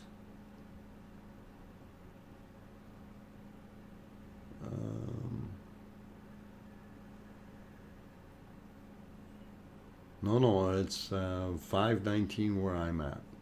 11:19 there in Iceland.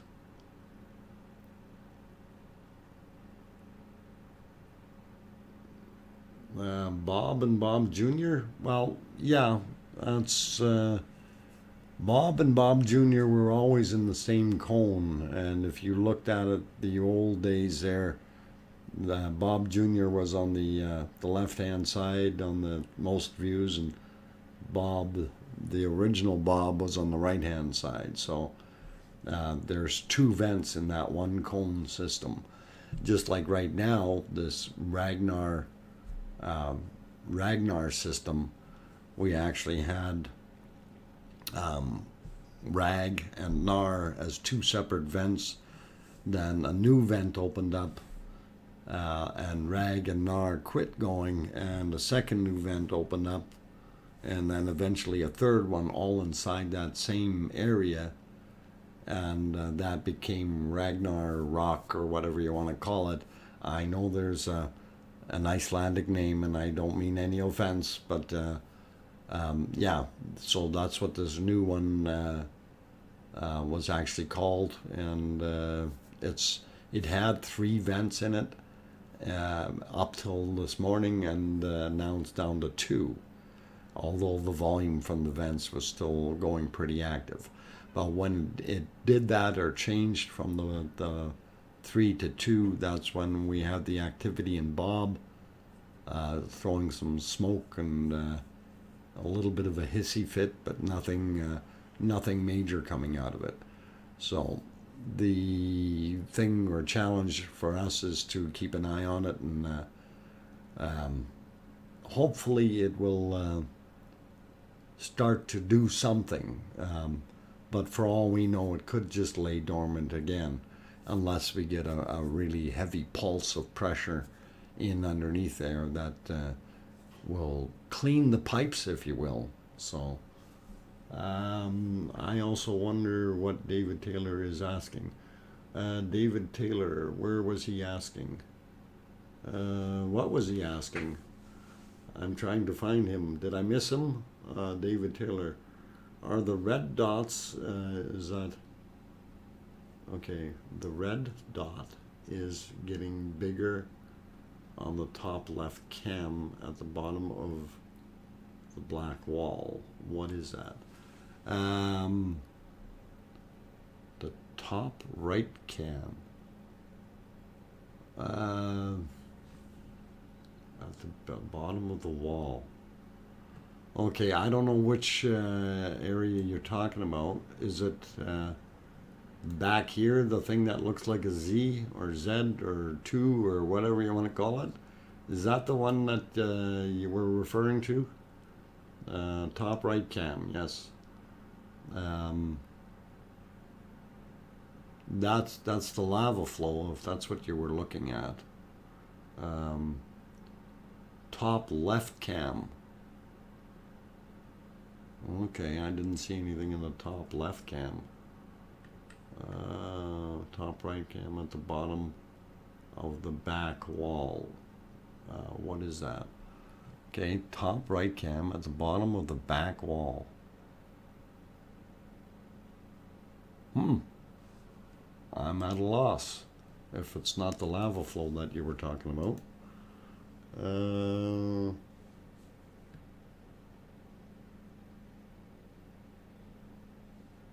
Okay.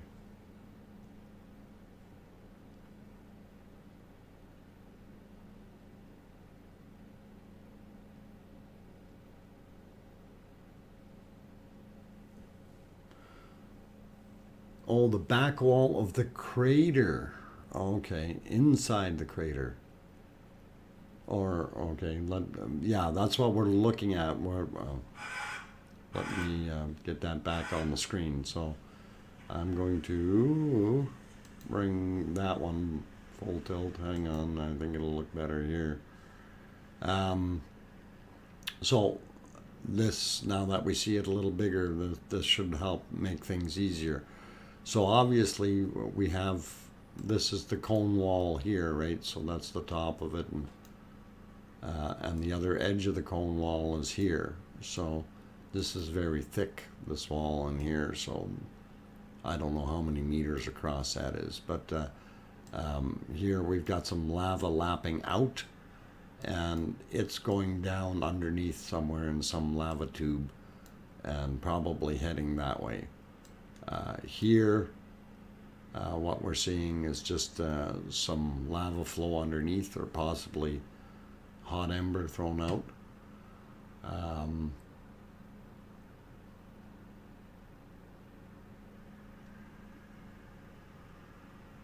Right at the bottom where the glare is, because we have, see, this here is actually cut down to about there, and the lava is flowing out, right? So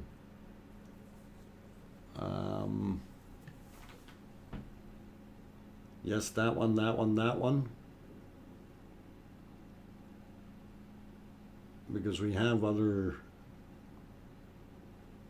spots.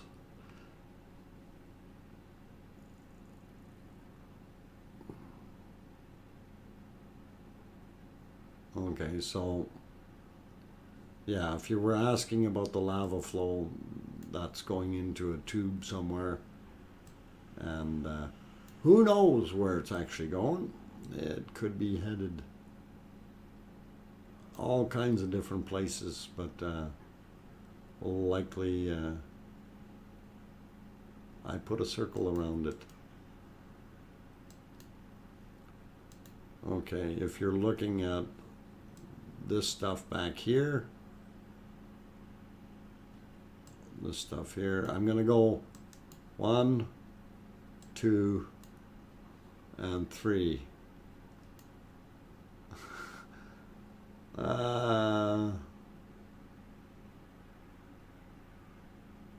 Looks like a hole in the back wall.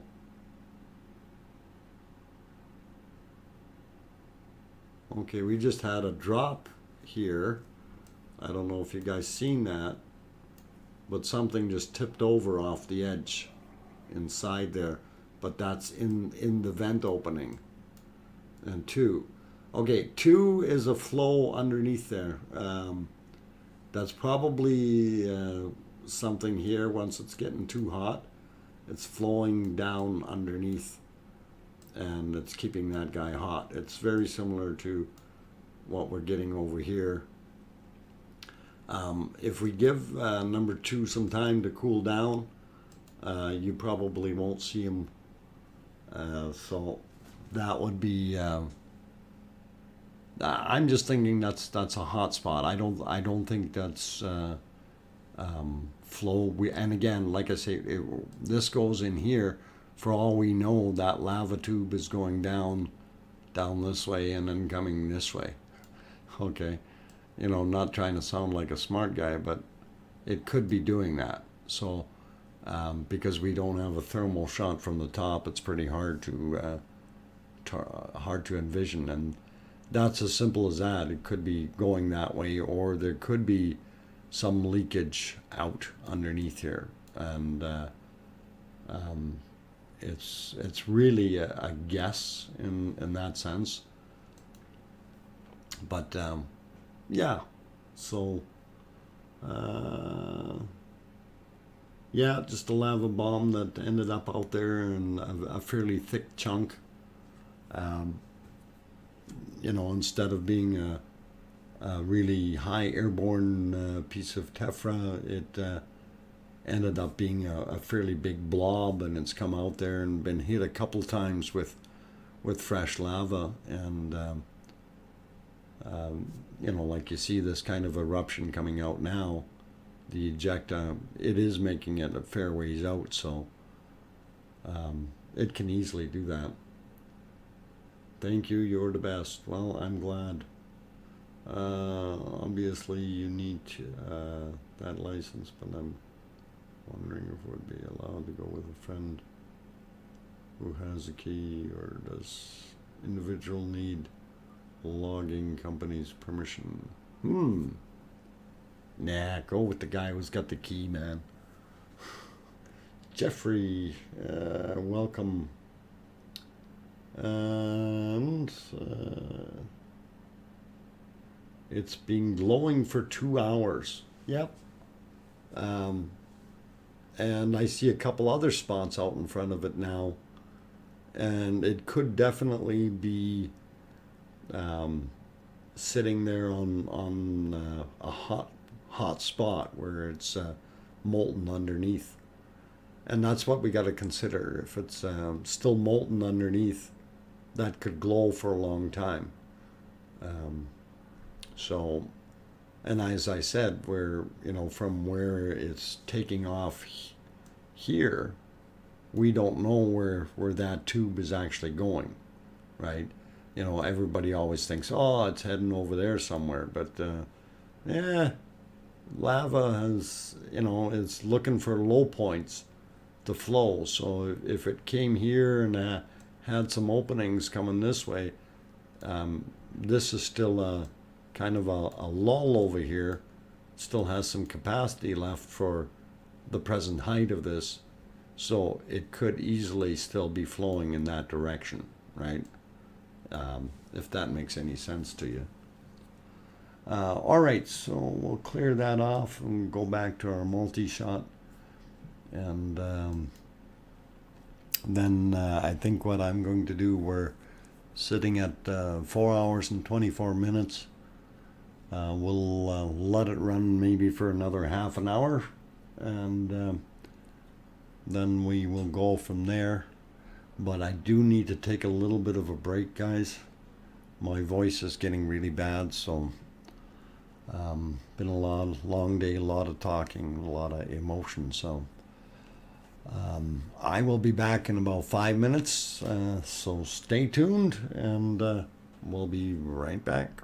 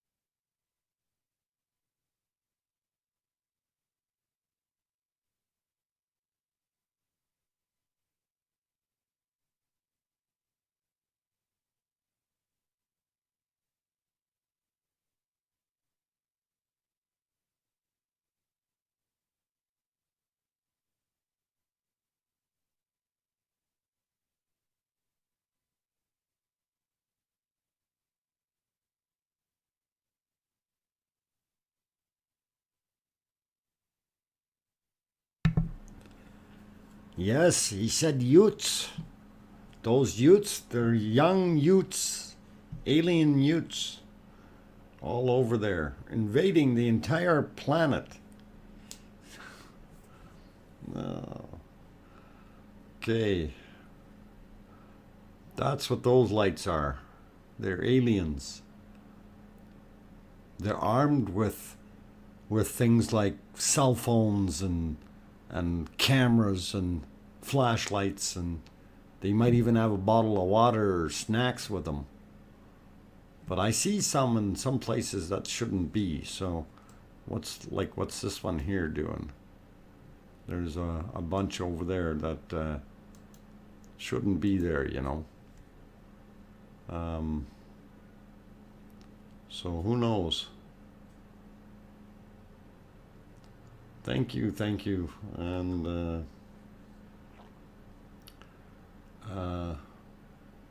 is that a trick question? It all depends on where you're from. If you're from eastern USA, Utes is especially in I guess New York. Utes is youths. So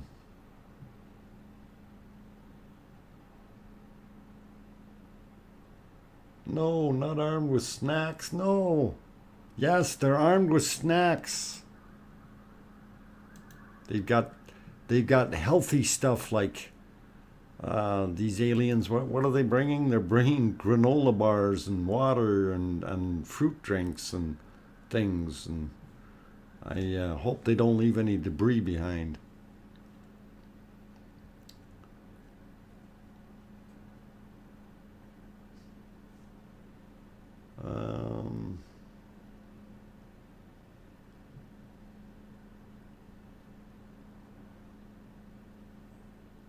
Isn't it search and rescue on top of the hill now? There are so many people on top of the hill, Maria, that I'm sure search and rescue is probably up there too. But there's probably a couple hundred people up there. Snack attack. Oh no, we're gonna have a snack attack war.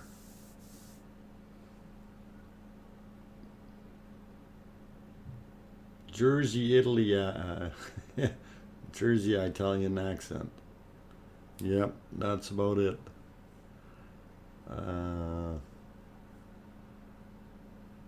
Beware of the cow and kelp, chips and snacks. Okay.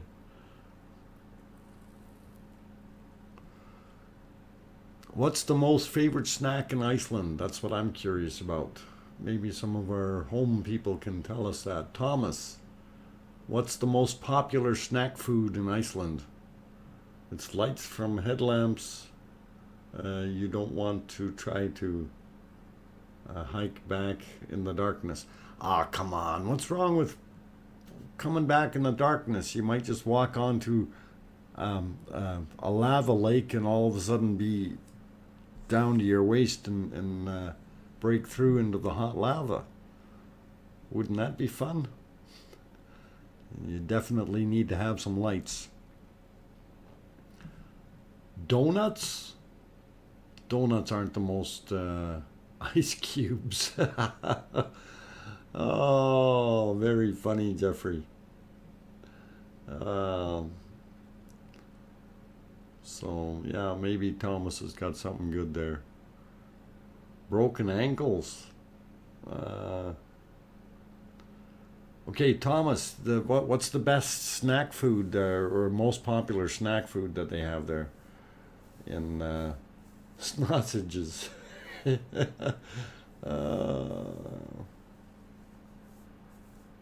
Donuts. Donuts. Okay. Easy with the donuts, guys.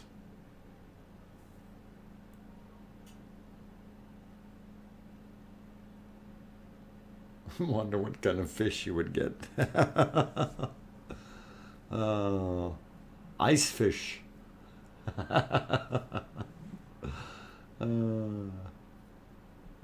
You'd be Name Bernie, okay. David. All right. Do you think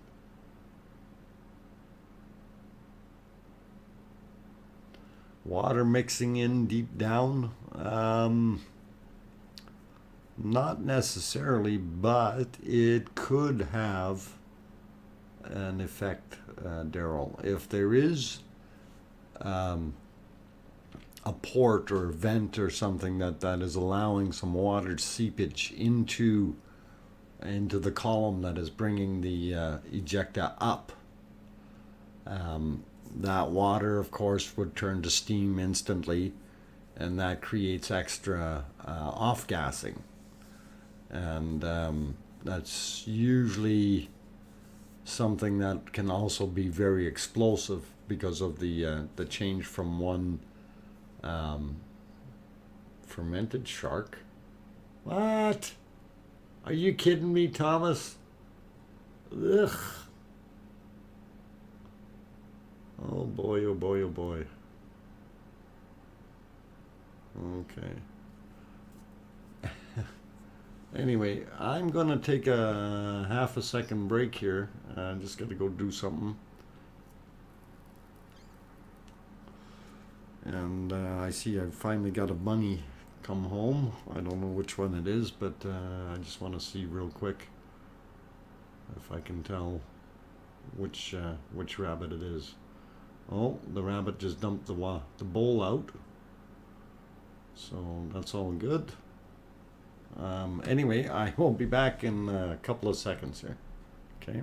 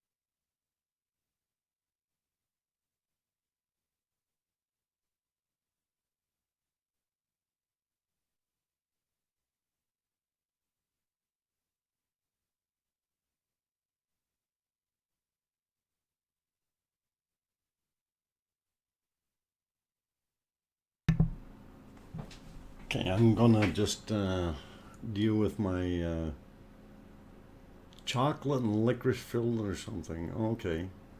I'm just gonna deal with my bunny here for a minute since it just showed up and all the food is wet. So I will be back in a few minutes.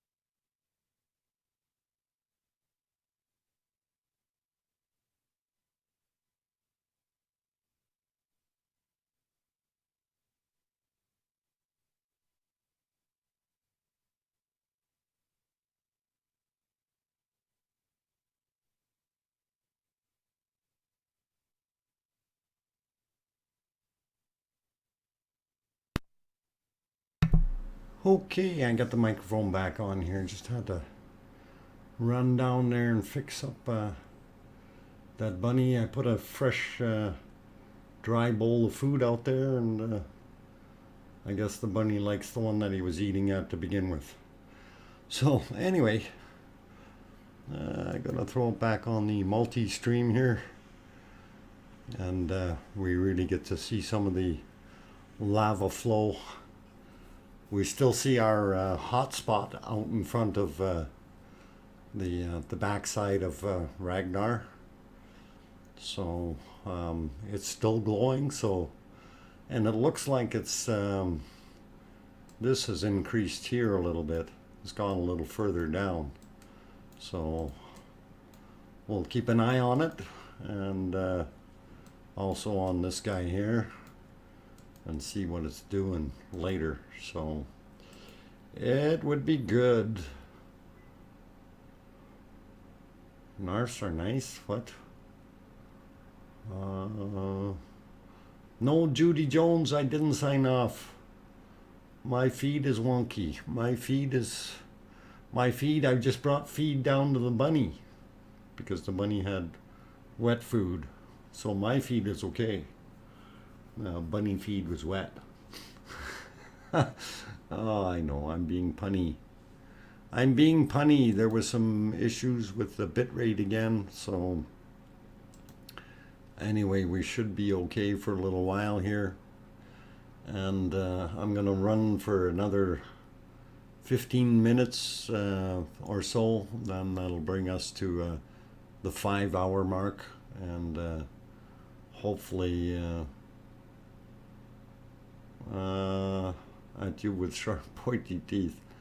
No, you know, these bunnies that I feed here, most of them they just scoot away. The only one that comes close enough is BB, and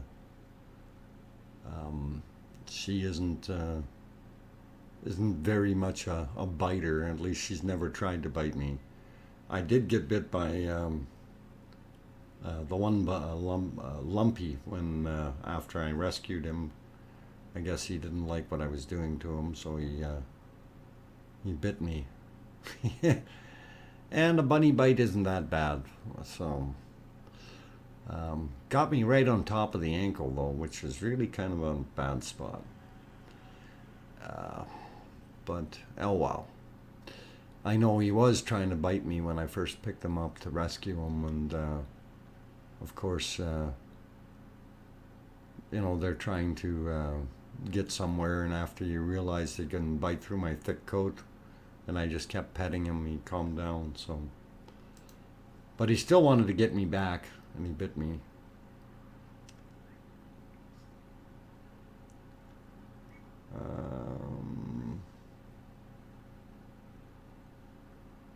Like you could not see them. Yeah, they will freeze, and they have the thought pattern in their head that hey, if I don't move, you don't see me. And that's pretty cool that way. Doesn't always do good, but you know, if they stop and they freeze, usually a predator that's running by or looking, they're looking for something that is running and moving, and if the prey animal stops, it's not moving or running, and that's not what they're looking for, right? So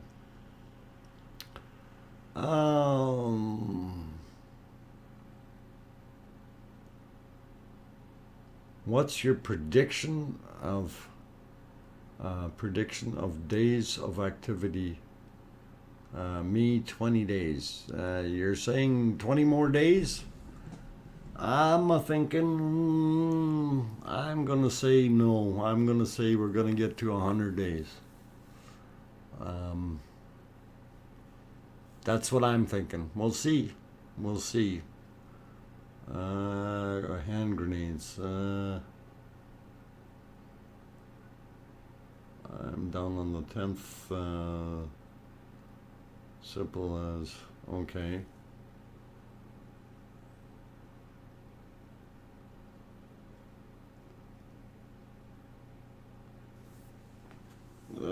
Okay, I'll have.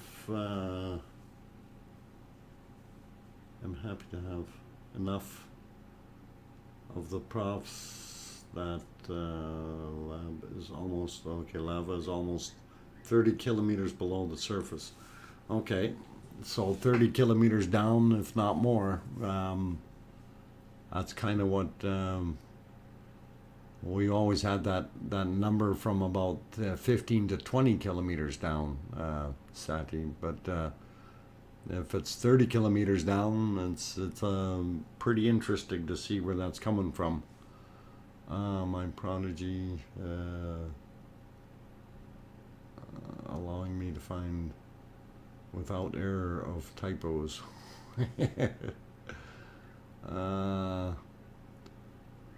Maria is saying 222 more days.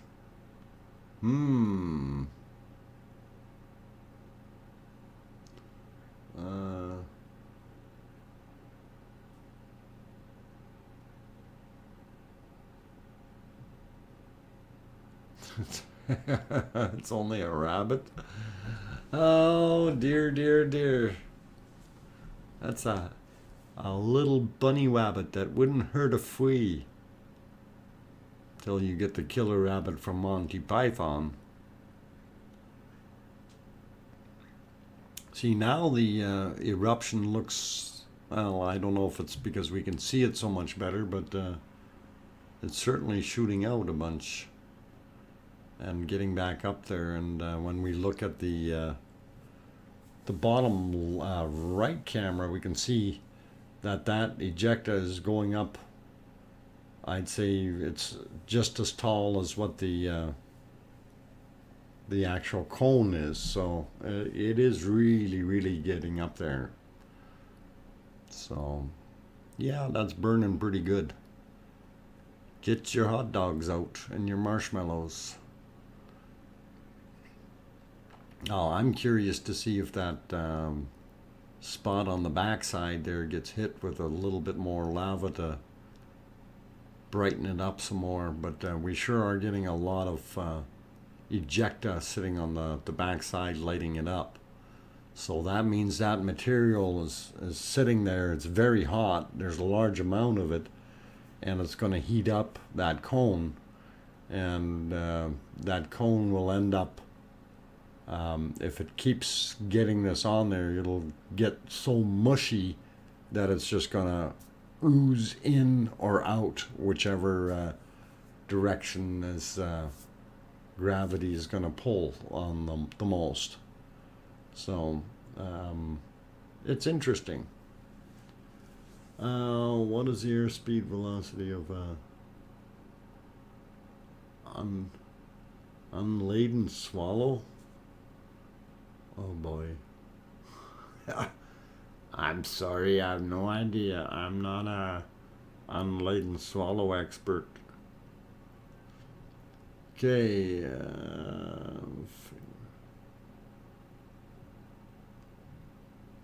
Sadi, sure it's your fingers, not the Jaeger. Jägermeister. Dr. Fox, I am just making, what? Just an assumption that it is at least the chamber is located 30 kilometers below the surface, but lava accumulating in chamber is far below that. And yes, I'll agree with you, Sati, because the eruptions or whatever that we're seeing here, I mean, it doesn't, to me, it doesn't look like we have a chamber that is down, you know, say 50 or 100 feet kind of thing, or you know, 30 or 40 or 50 meters. To me, what this is looking like with the flow and the eruption, that we're getting some ejecta from way down. But the funny part is there's got to be a split in a tube somewhere coming up, and we're actually getting two tubes into that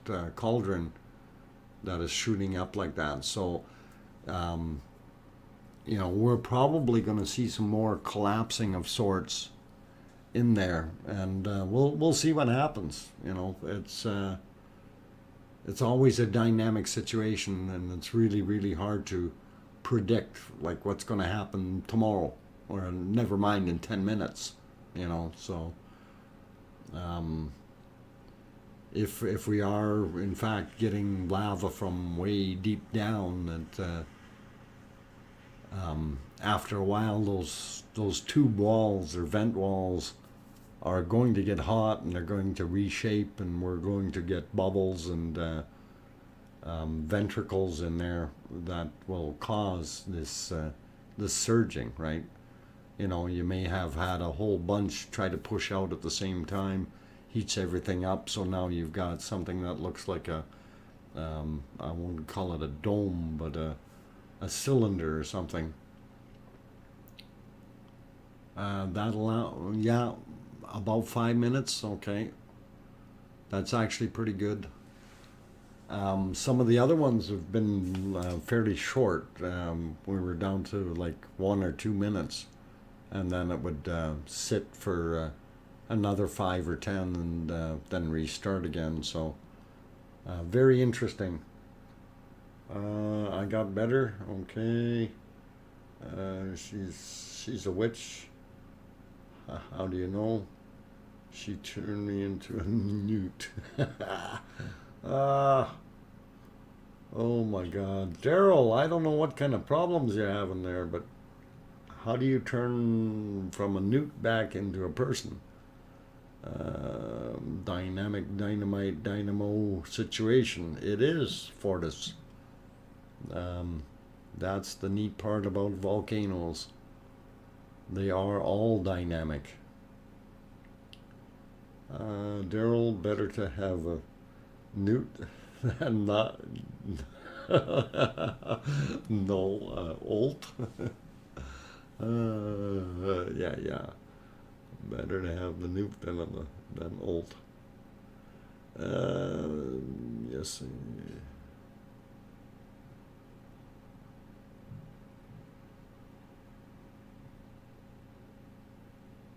Yep. Caveman, what? You here yet? At 2000? Who are you looking for, caveman? There a caveman in here? I didn't see no caveman.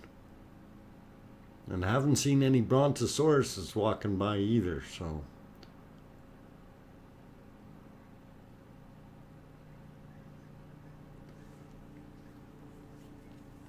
Sati, it can very much so act as a pressure tube, and I'm just going to draw on the screen here just so you kind of get the idea of what I'm referring to. So if we have our vent from way down coming up, and what happens is we get a bulge because we get a surge, right? So once you get a bulge in it like this, that's going to act as a natural reservoir, and we've got a certain amount of lava sitting on top. And if this bubble kind of is empty, it may have flowed in, and we might have a larger bulge in here. And if that's the case, and we had two of these, if we had two of these side by side, all of a sudden this may have melted into this one, and then now you've got one tube being fed by a larger bulge. And it's acting like a venturi tube in a way. So you're building up the pressure in there, and then all of a sudden, because one vent will never be able to handle it, it may even get a small pulse down this way, and then cause that to shoot up and that to shoot back up, much like what we have in the pulse jet engine, the same kind of flow, and that can happen like that, right? But we're still feeding it with fuel from down below. I don't know if that makes sense to you, but if you kind of look at something in the design of a Tesla valve, that can maybe better explain it, because if you have formed a Tesla valve down there, that can either restrict or even accelerate flow. So it may take a certain amount to build back up. Once you have enough in the loop again, it can re-eject it. So the thing, what I would look at Tesla valves, and that's going to turn around and kind of give you the idea of how that works in there, or what I'm thinking is going on there in there. But as I said, with it shooting up and we're getting the thrusting action, what's going to end up happening, it's going to widen the vents out at the lower areas, and we're going to get chambers, and those chambers may fill in very quickly depending on the material, right? And that may be where yeah, Tesla valve, understand your point. It's legit. Yeah. Okay, so if you're looking at it in that sense, and again, not being down in the ground and knowing what's actually going on, I'm grasping at straws to try to figure out what is causing it. And to me, that would be a logical way of it creating its own chamber down there. And it's a multi-vented chamber where we've got some interesting action. What did you draw? That was... No, not Stewie from Family Guy. With a 3-foot tall mohawk. Oh my God. Where'd you get that from? Okay, enough, Kim. That's bad. Anyway, guys and girls and boys and all you others, I am going to, we're at the 5-hour mark today for the 4-hour volcano stream. 6 minutes between eruptions. Okay, that's very interesting, because I think yesterday we had 4 minutes between eruptions. So a little bit different in that sense. But this morning it wasn't any. It was just sitting there boiling in the cauldron itself. So who knows what's going on? Anyway, guys and gals, I am going to basically wrap it up for today.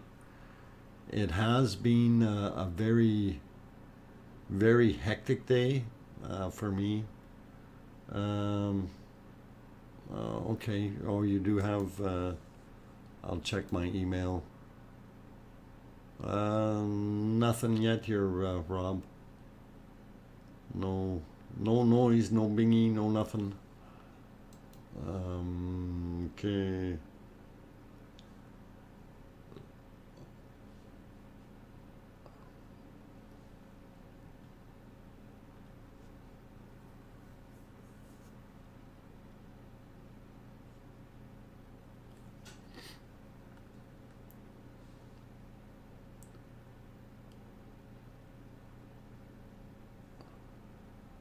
Must be near 24 hours late in Lapland. Oh, probably. It seems to be pretty good here, so...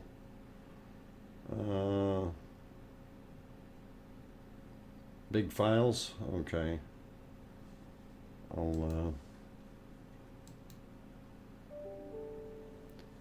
Okay, we got something coming.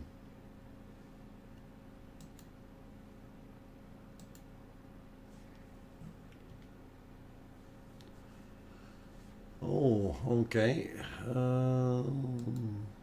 Let's see what that is. Okay, cool. Very, very cool. And okay, so all right, let me see if I can get those into the folder. And then we can show these yet tonight. Save as. Desktop. Volcano. Each go in there. Put them in there. And then we're saved in there. Then we go back over here. Hit this button here. Go to that. Go to this. Wait for the screen to pop up.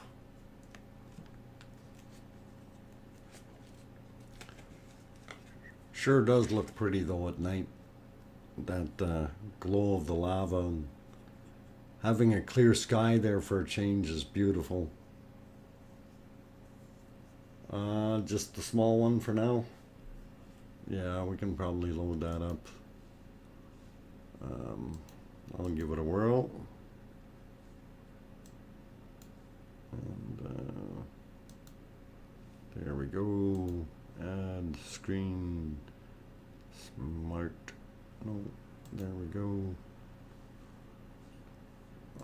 We'll do that one.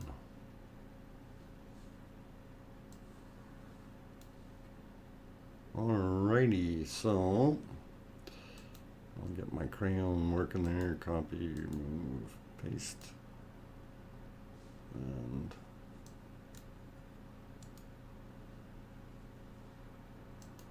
all right. So we'll push the new map since you guys wanted to see. So very interesting. And thanks, Rob, for sending that in. Appreciate it there, buddy. Okay, we're pushing it live and we'll see.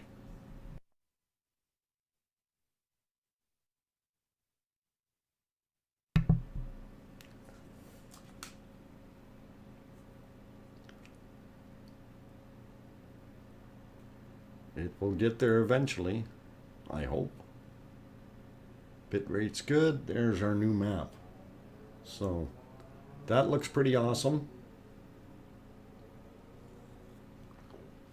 And as we see,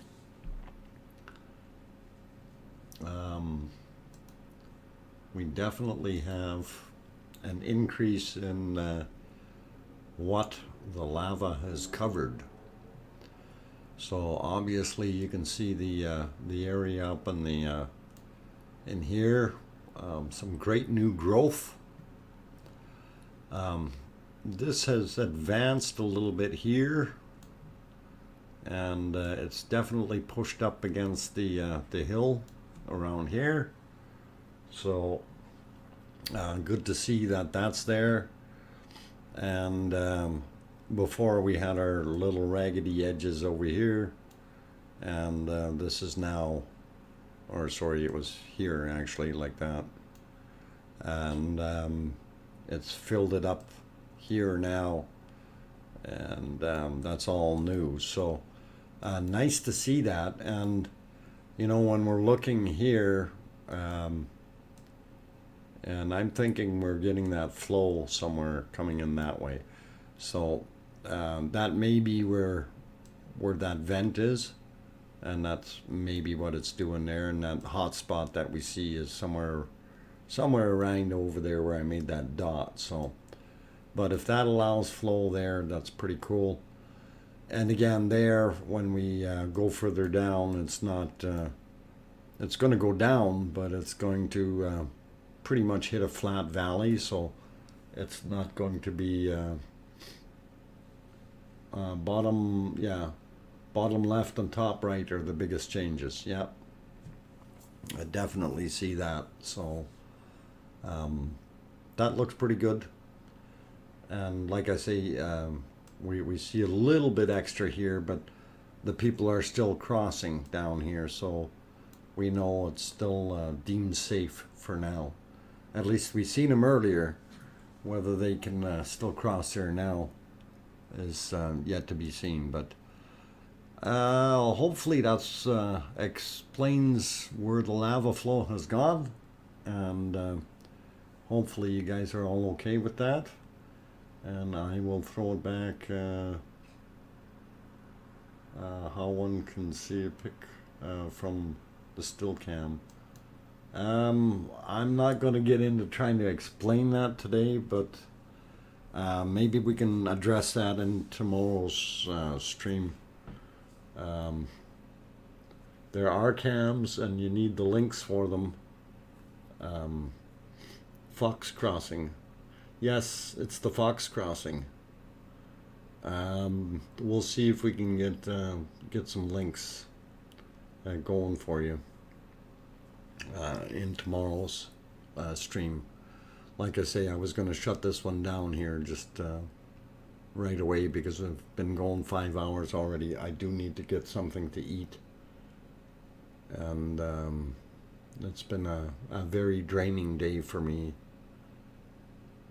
especially with the stuff from this morning. So need to basically call it a night, guys and girls, and I will leave it play for a few more minutes, and I will say thank you very much all for coming. Rob has put the link in there. Oh, okay. The link that Rob put is for the time-lapse still cams.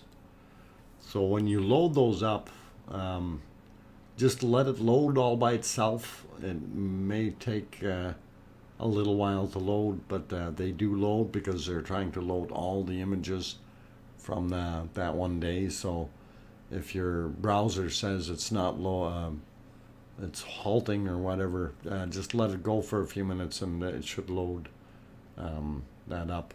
And thank you, Rob, for posting that. That's good. On that friendly note, people, I am going to say thank you very much for coming today. Tomorrow's stream, I'm going to be trying to start it at 12 noon my time, which is 1800 Iceland time, or 6 p.m. there. 12 noon my time is also 2 p.m. Eastern Daylight Time. So if you guys want to join us for the next round, and we'll be happy to look at this and see what happens. And thank you guys with everything, and thank you, Rob, for the new map,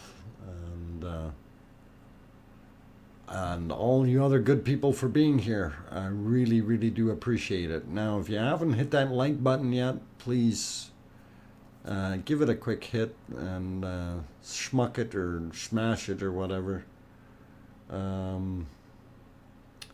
We'll write you properly tomorrow's before the stream. Okay, thanks, Rob. Appreciate that. And we'll have a look. And the other thing I wanted to mention, for those who are not subscribed, if you want to see more, you might want to do that. Definitely subscribe, and we'll be happy to see you at the future streams. So happy, and make sure you tell your loved ones you love them, and tell them today, for tomorrow is never promised. Good night, everyone.